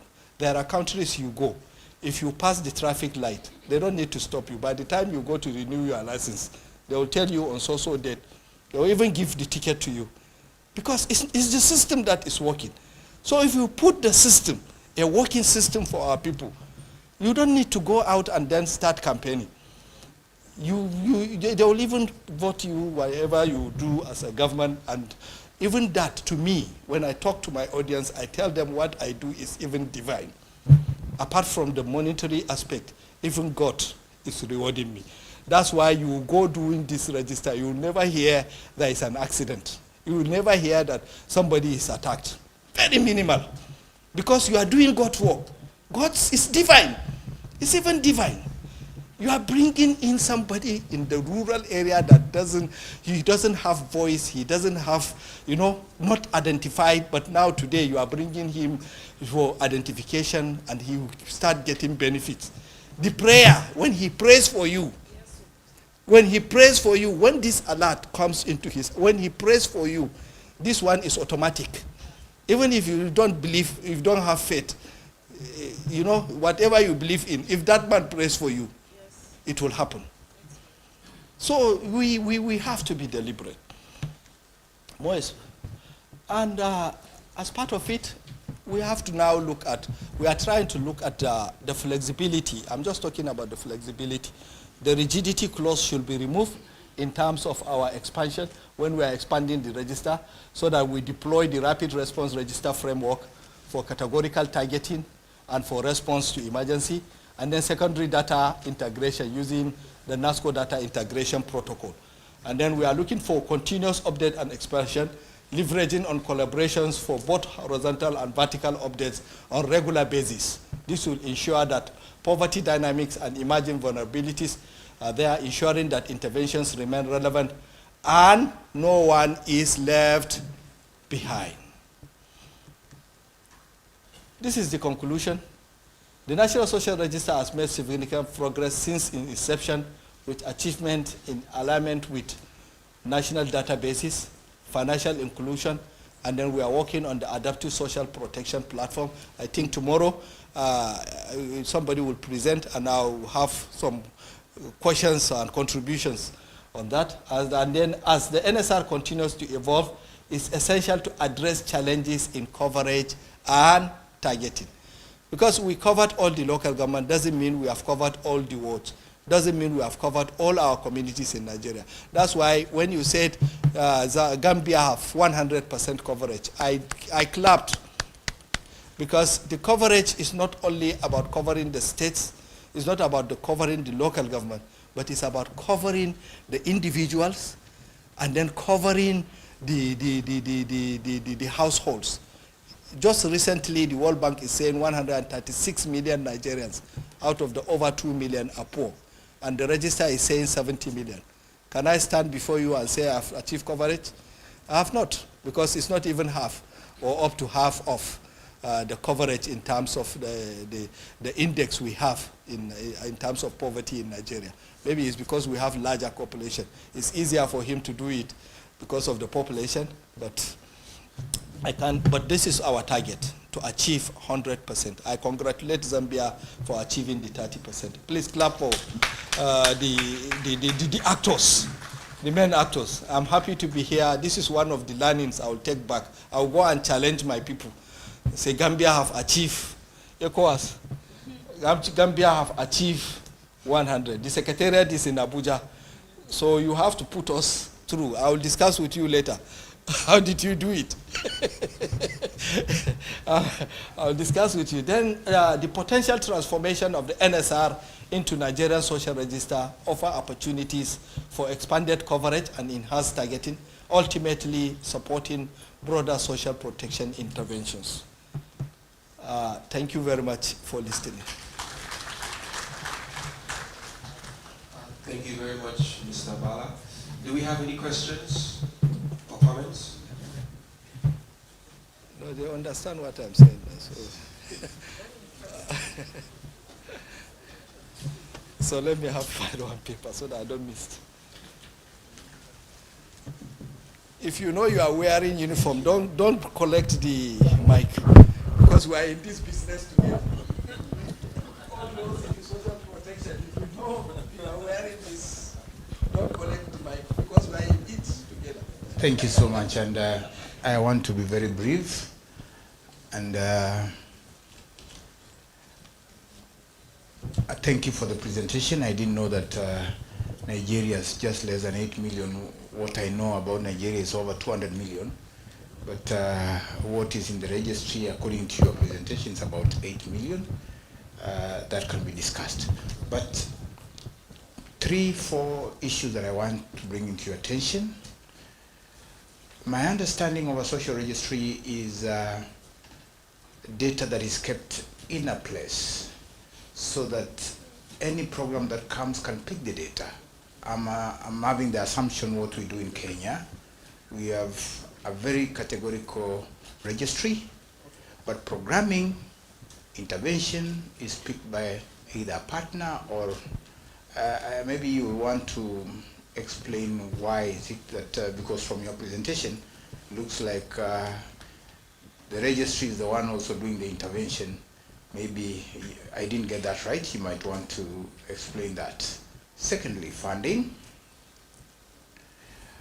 Are all cash transfer programs in your government donor funded?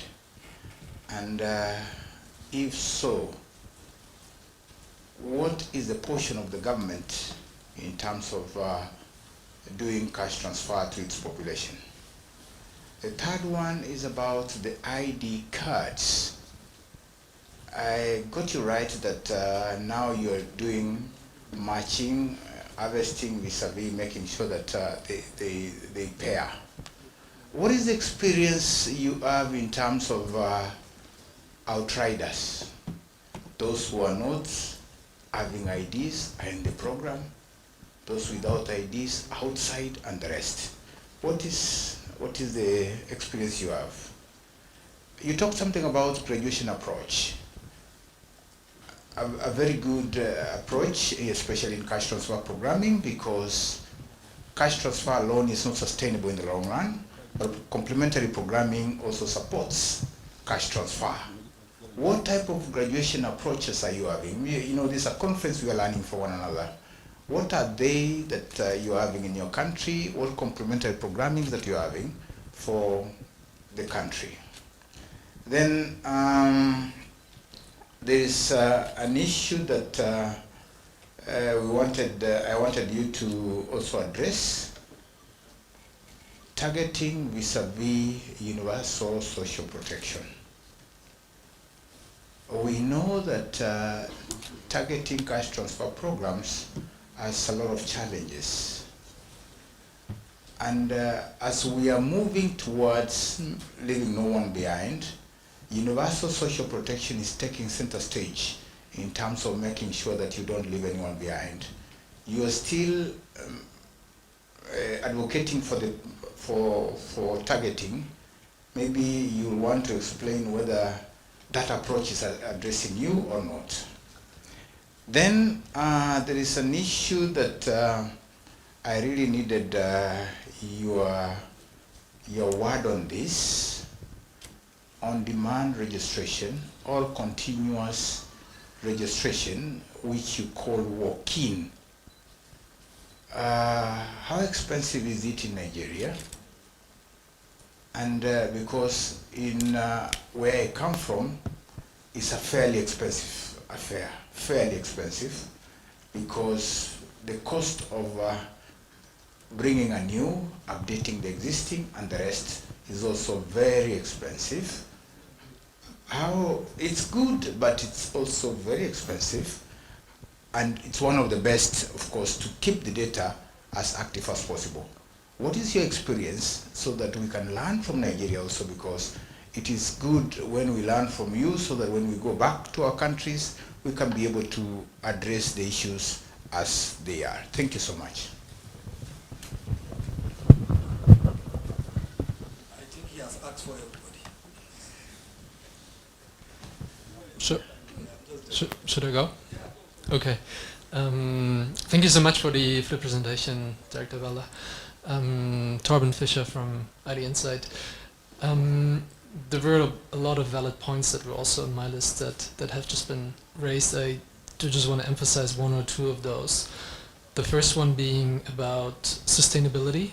You spoke about the sort of like scale up of the cash transfer program, 3-month program intended to reach 15 million households, and the government proportion that is funded of that program is something that's really important.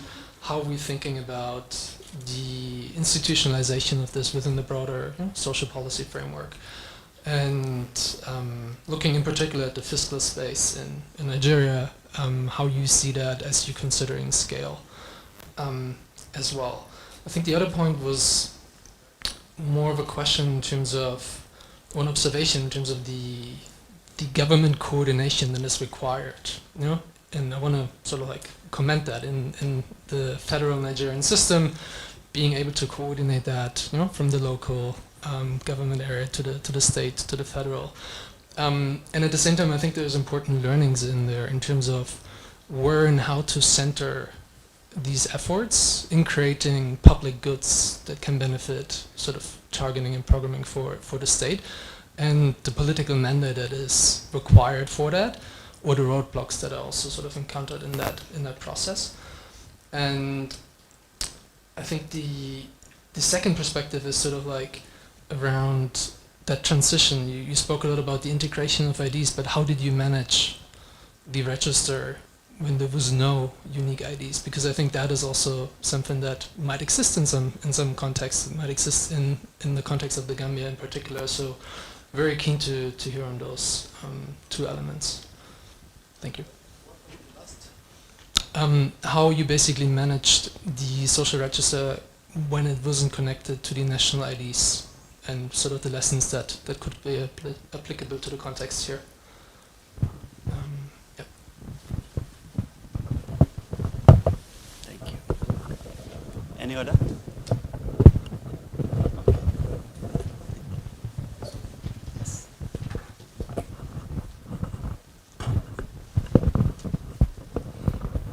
Well, thank you very much.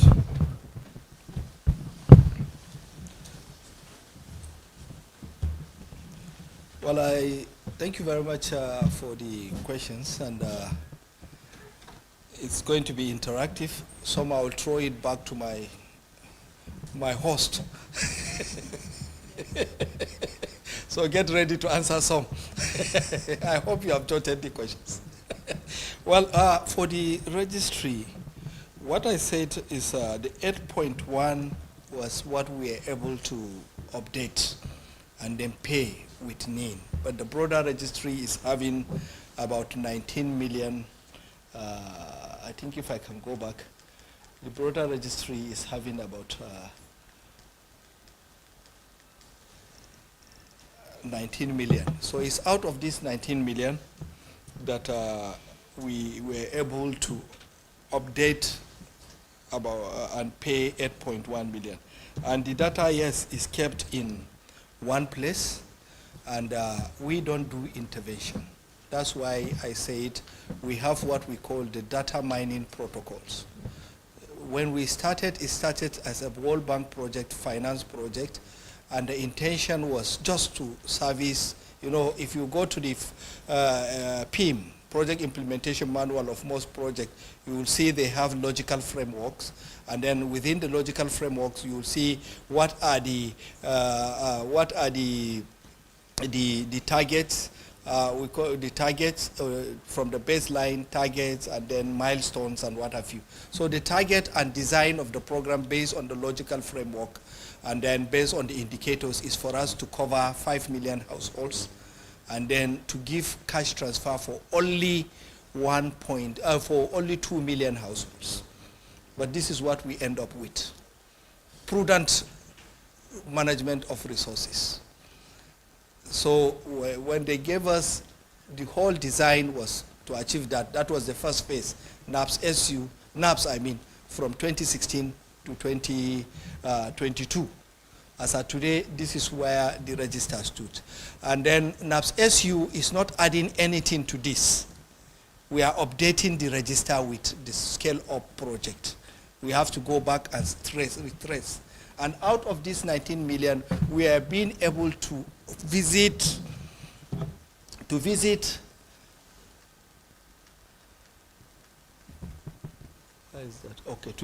about 8,538,000 household, 966, which is almost close to half or more than half of what we have in the register. And then this 18 million is what we verified with NIN. And then we were able, out of these 8.5 households, we are able to pay 8.1 million households. But NAPS-SU, that is the name of the project, is designed with 2 PIUs, project implementation units. We have the National NASCO, where I work, National Social Safety Net Coordinating Office, and then we have the National Cash Transfer Office. So is the national cash transfer based on this proxy means test, just like what this project NAPA, is it NAPA? Is mining from their register. That's how the National Cash Transfer Office are mining from the register, based on their criteria using proxy mean test. But over time, other donor partners grow interest in the register and started mining to do other interventions. That's why we have other interventions of about 11, I think we have about 11, this one. So apart from this is the national cash transfer. Apart from it, we have others that are using the register. But they come to us with their own criteria. We want to do like UN Women COVID-19 intervention, like the UNDP COVID-19 intervention. They came with their criteria. We need households with so. And it's based on that that we mine the data and give them. How they implement their M&Es, every program has its own specific implementation arrangement. So we don't, even the cash transfer. So one unique thing is, if we go to the household, if they have account number, we collect. If they don't, we register them. We now mine the data if it has NIN and give it to the cash transfer. With or without account, it's the responsibility of the cash transfer office to open accounts for those that don't have in the register. But we do feedback. When they make the payment, they have to now feedback so that we update our register with the missing variables. That's the cash transfer. That's the account number, sorry. So there is exchange, feedback between us in terms of updating the register. And then one other critical, lessons that we learned over time is when we started building the register, people don't take us serious. If you go to engagements and ask their names, they give you their nicknames.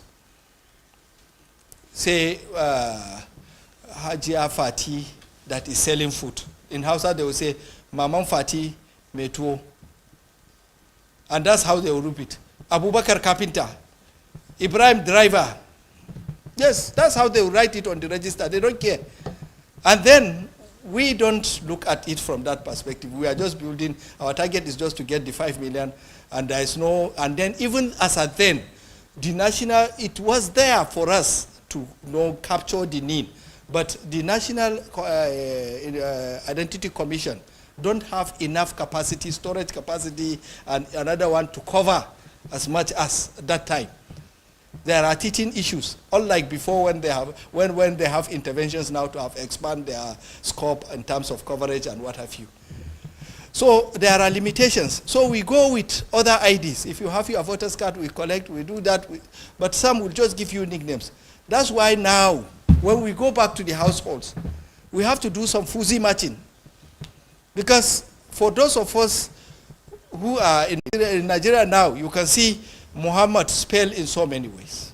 He is my namesake, but the way he spell his name is different from mine. Some will spell my name putting U, but when you go to the system and put Muhammad with O or with U, it will read as different person. So we have to do some fuzzies, domesticate it. Okay, Abubakar, there are some Abubakar that can be a Sadiq. If the fuzzy is, if the man comes with Abubakar Sadiq or additional name and what have you, you have to now look at, do some fuzzy matching on the names. Fatih means Fatima, Ibrahim, if it is Abraham, if it is all these things, you have to domesticate it to your cultural names to some extent. If not, the computer will exclude so many people. Because by the time I come for Nin, she said she's Fatih Ibrahim or Fatima Ibrahim. And now I come to the register, it's Fatih Metuo. Will the system accept that is this person? It will not. So there are some fuzzy matchings that you have to do before you now accept the one that is coming from their IDs. That's why even when we are talking with UNICEF, the referral will also include those people without birth certificates. Just like we are doing NIN. If we go to the community, if you said you don't have birth certificate, we will refer you. We will make a system where we will work with National Population Commission to now bring in the registration close to their door. So that if you mention a date of birth, it will be there and then recorded. Referral too, in terms of so when you are adopting, you should look at how you can extend it to make it easier for our people to make, have their own birth certificates, even those that are adults and adolescents, apart from the new ones.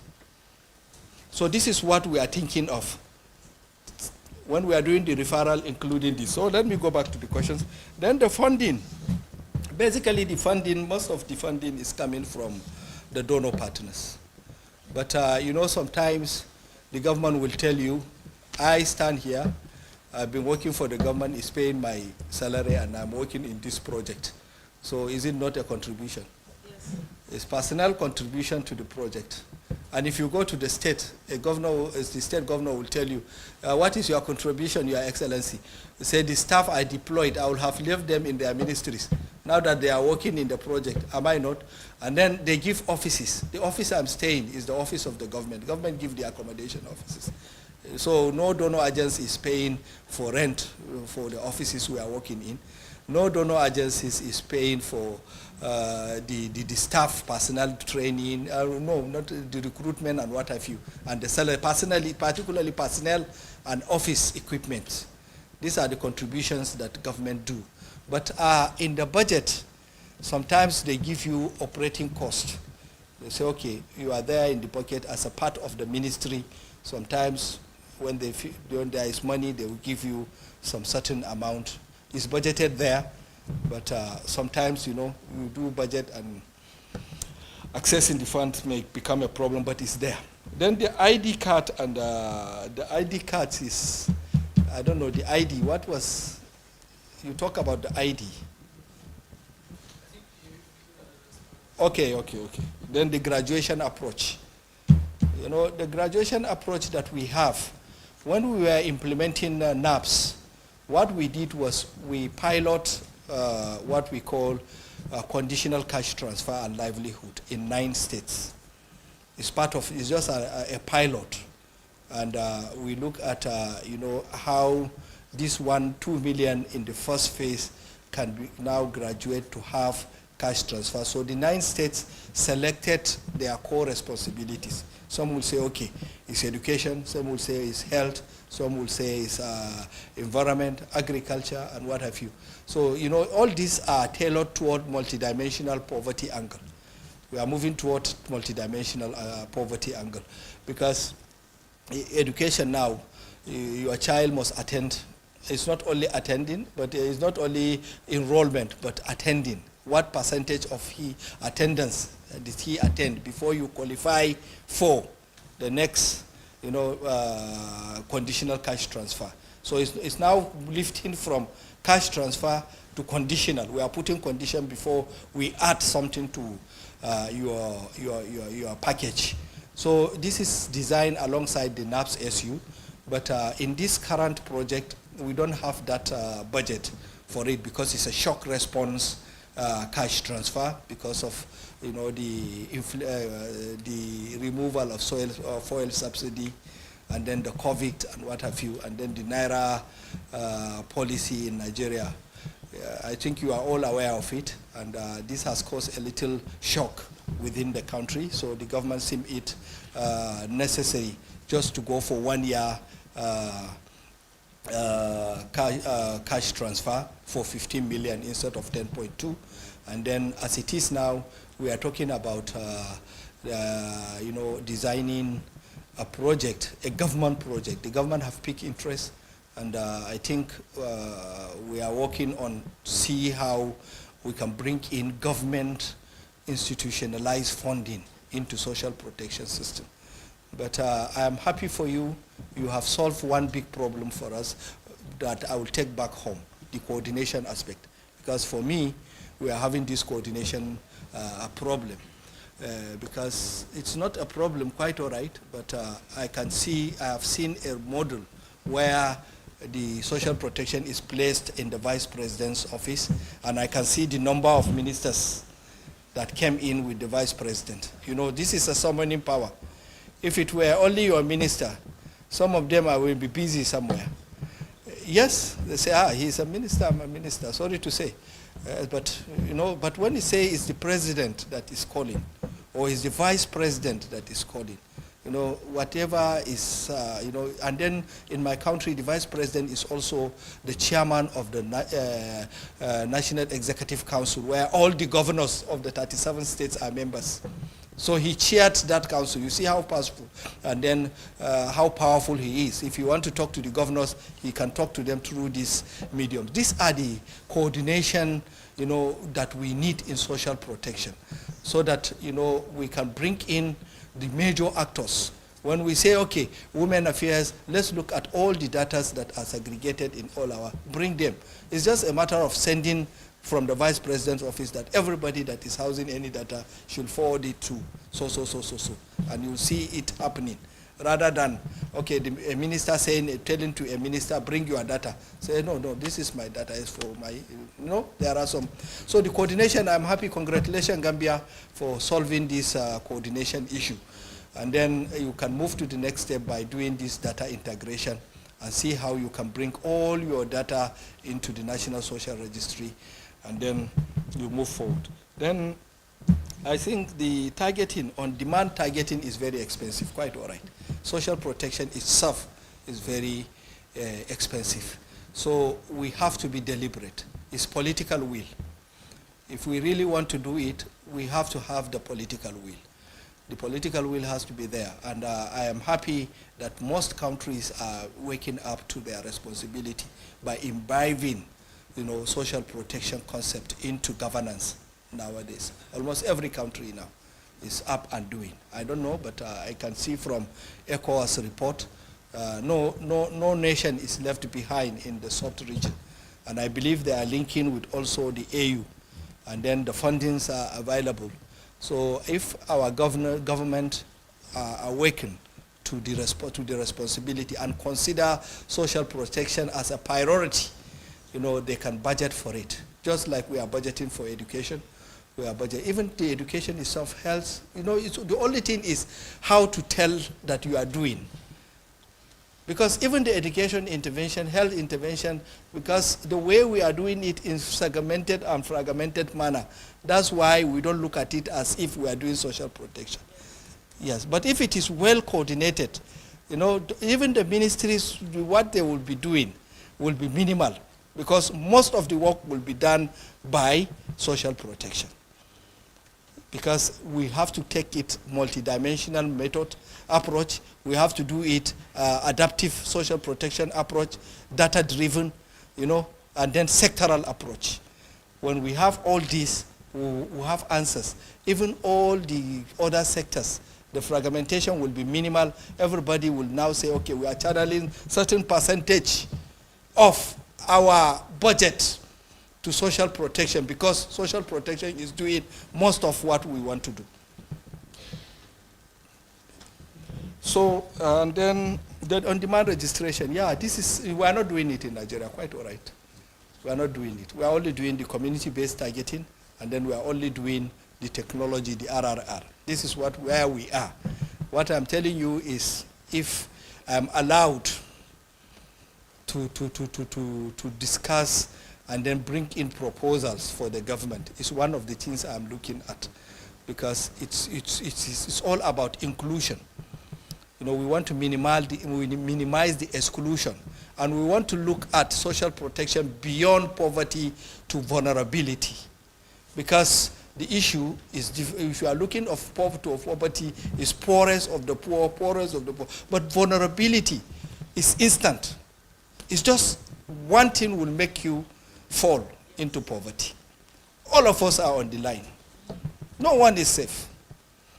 Yes, so we have to discuss it from the vulnerability perspective. Yeah, we have the poor people. We are doing the social safety nets for them. But we have to now graduate to start looking at vulnerability. With the what-if situations, there are a lot of things.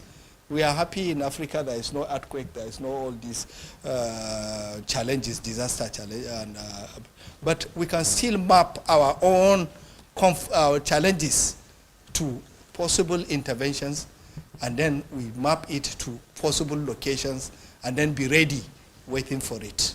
Because if you don't know your problem, you cannot have solution for it. Don't wait for it to happen before you act.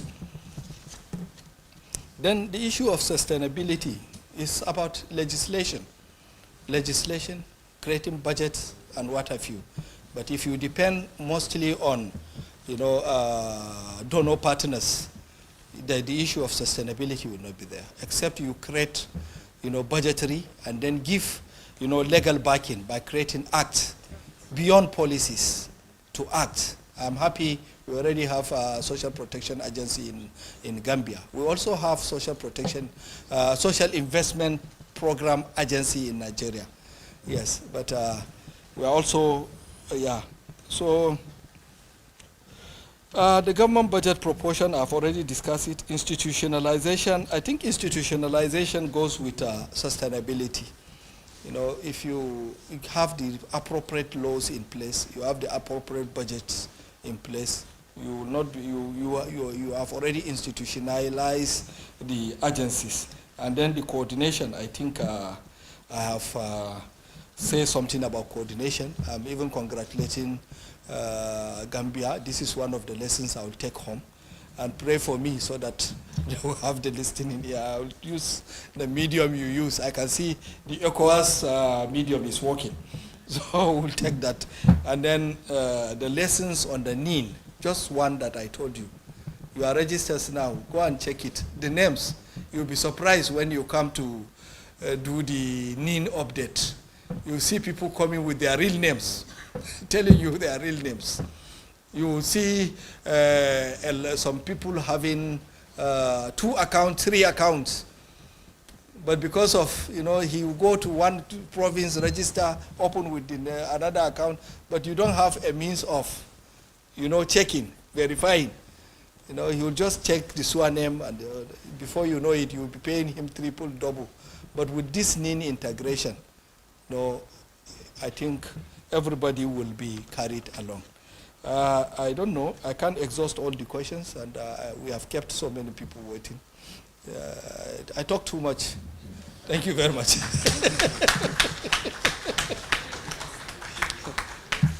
Thank you very much, Mr. Bala.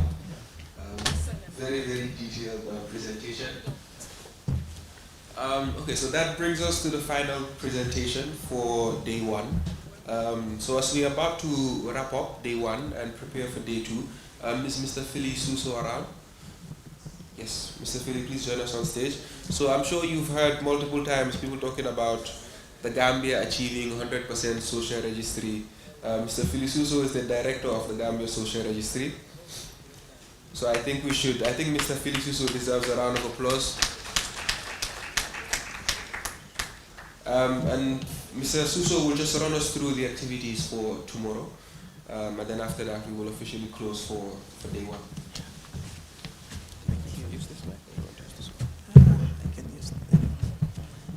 Okay, thank you very much, Samuel. Distinguished participants,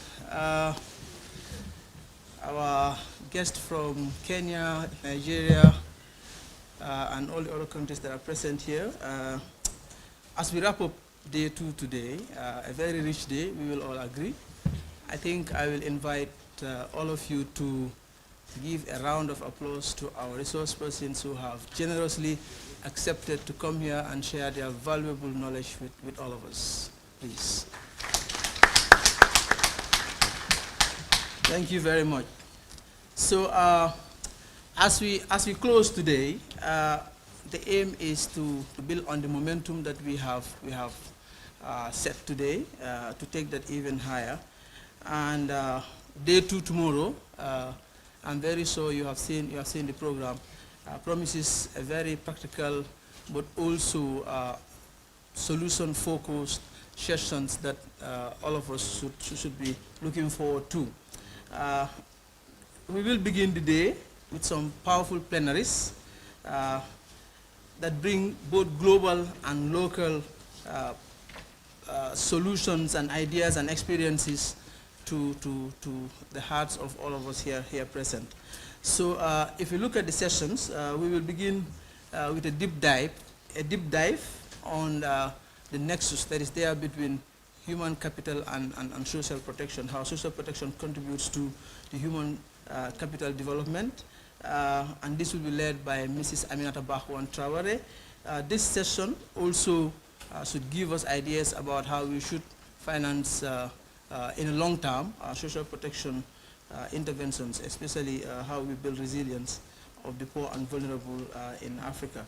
So Mrs. Bahwan Traore, a very seasoned social protection specialist from the African Development Bank, will lead this session. Then we will move into a real case study right here in the Gambia on disaster risk financing. This session will be led by a very passionate individual, and you will all attest to this tomorrow when he presents, Mr. Maudo Amadou Diallo, who will speak to how the Gambia has designed its disaster risk financing and how that is being implemented. This session, we hope, should provide inspiration to other people, especially our international guests, on solutions that we can start thinking of in our respective countries. We will also then move to a presentation on a topic that is emerging in the social protection landscape, adaptive social protection. We will have this led by Dr. Anne Hilger of the World Bank and Mr. Malik Njai, the Deputy Country Director of World Food Program. So this session is going to be a hybrid session, and Hilger will join us from New York, while Deputy Country Director Malik Njai will be with us here in the room. So they will do the presentation together, and this should be very interesting for everyone, given the critical nature or the increasing frequency and intensity of shocks, whether these are natural, whether these are climate-induced or economic crises that we all face. I don't want to say what adaptive social protection is so that it doesn't preempt the presentation tomorrow, but this is something that is critical as countries face increasing shocks.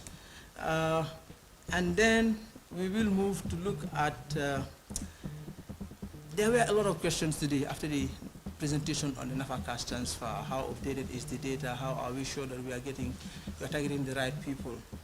So there will be a presentation by ID Insight, by the head of ID Insight from Dakar. Mr. Torben will lead this presentation, and it's specifically going to tell us how data can refine targeting through PMT. Most often, PMT is criticized for not being accurate, but this approach has been piloted in Kenya by ID Insight, and Mr. Torben from ID Insight is going to share that experience with us. And lastly, on the plenaries, we will look at the how mobile money has revolutionized service delivery, especially cash transfer in Kenya. Kenya stands tall among countries in terms of their experience in mobile money payments to over 4 million individuals. You can imagine how they do that. And Mr. Peter Ombasa will help us deliver the presentation. And it should give us real actionable insights on how we can adopt and apply digital payments in our country. It brings a lot of cost advantages in terms of the administrative costs associated with digital payments. I think the highlight of the day will come in the afternoon when we will have breakout sessions. And so we will have parallel breakout sessions, and the first one will tackle health insurance towards universal health coverage, how health insurance is going to help us to increase coverage and ensure that we leave no one behind. And this, as the other breakout session, will take the following format. We'll have a presentation, and then we'll have the presenter and some other people sit in a panel to take questions, both from the moderator and the audience. The paper presentation will be led by Mr. Jibril Baji, from the Director of Planning at the Ministry of Health, and then he will be joined in the panel by representatives of the Ministry of Gender, the Gambia Federation of the Disabled, and a few others. And in session B, we'll look at gender, children, and disability inclusive social protection with powerful voices of UNICEF. You can imagine how passionate UNICEF is talking about children's issues, how UNFPA is passionate about talking about gender issues. So we will listen to a presentation by UNFPA, and then they will be joined in a panel by UNICEF, the Ministry of Gender, and a representative of the Gambia Federation of the Disabled. So these sessions are about real solutions that we are looking for to expand coverage and reach the most vulnerable in our different countries. So we hope that we will all take it seriously and come. So as we go home today, take rest, reflect on whatever we have said here, and come back with you know, a new energy, you bring your ideas, and we see how they unfolds tomorrow. We want to thank you today for your contributions. It's been a fantastic day, and we just hope that we'll all come back tomorrow refreshed to continue the momentum that we have set today. Thank you very much. Thank you too. Okay, thank you very much, Mr. Suso, and thank you all for coming today. So that brings us to a wrap for day one. I'd just like to plead with all of you to come on time tomorrow. As you see, we have a lot planned so that tomorrow we can end earlier as well. All right, thank you all, and see you tomorrow.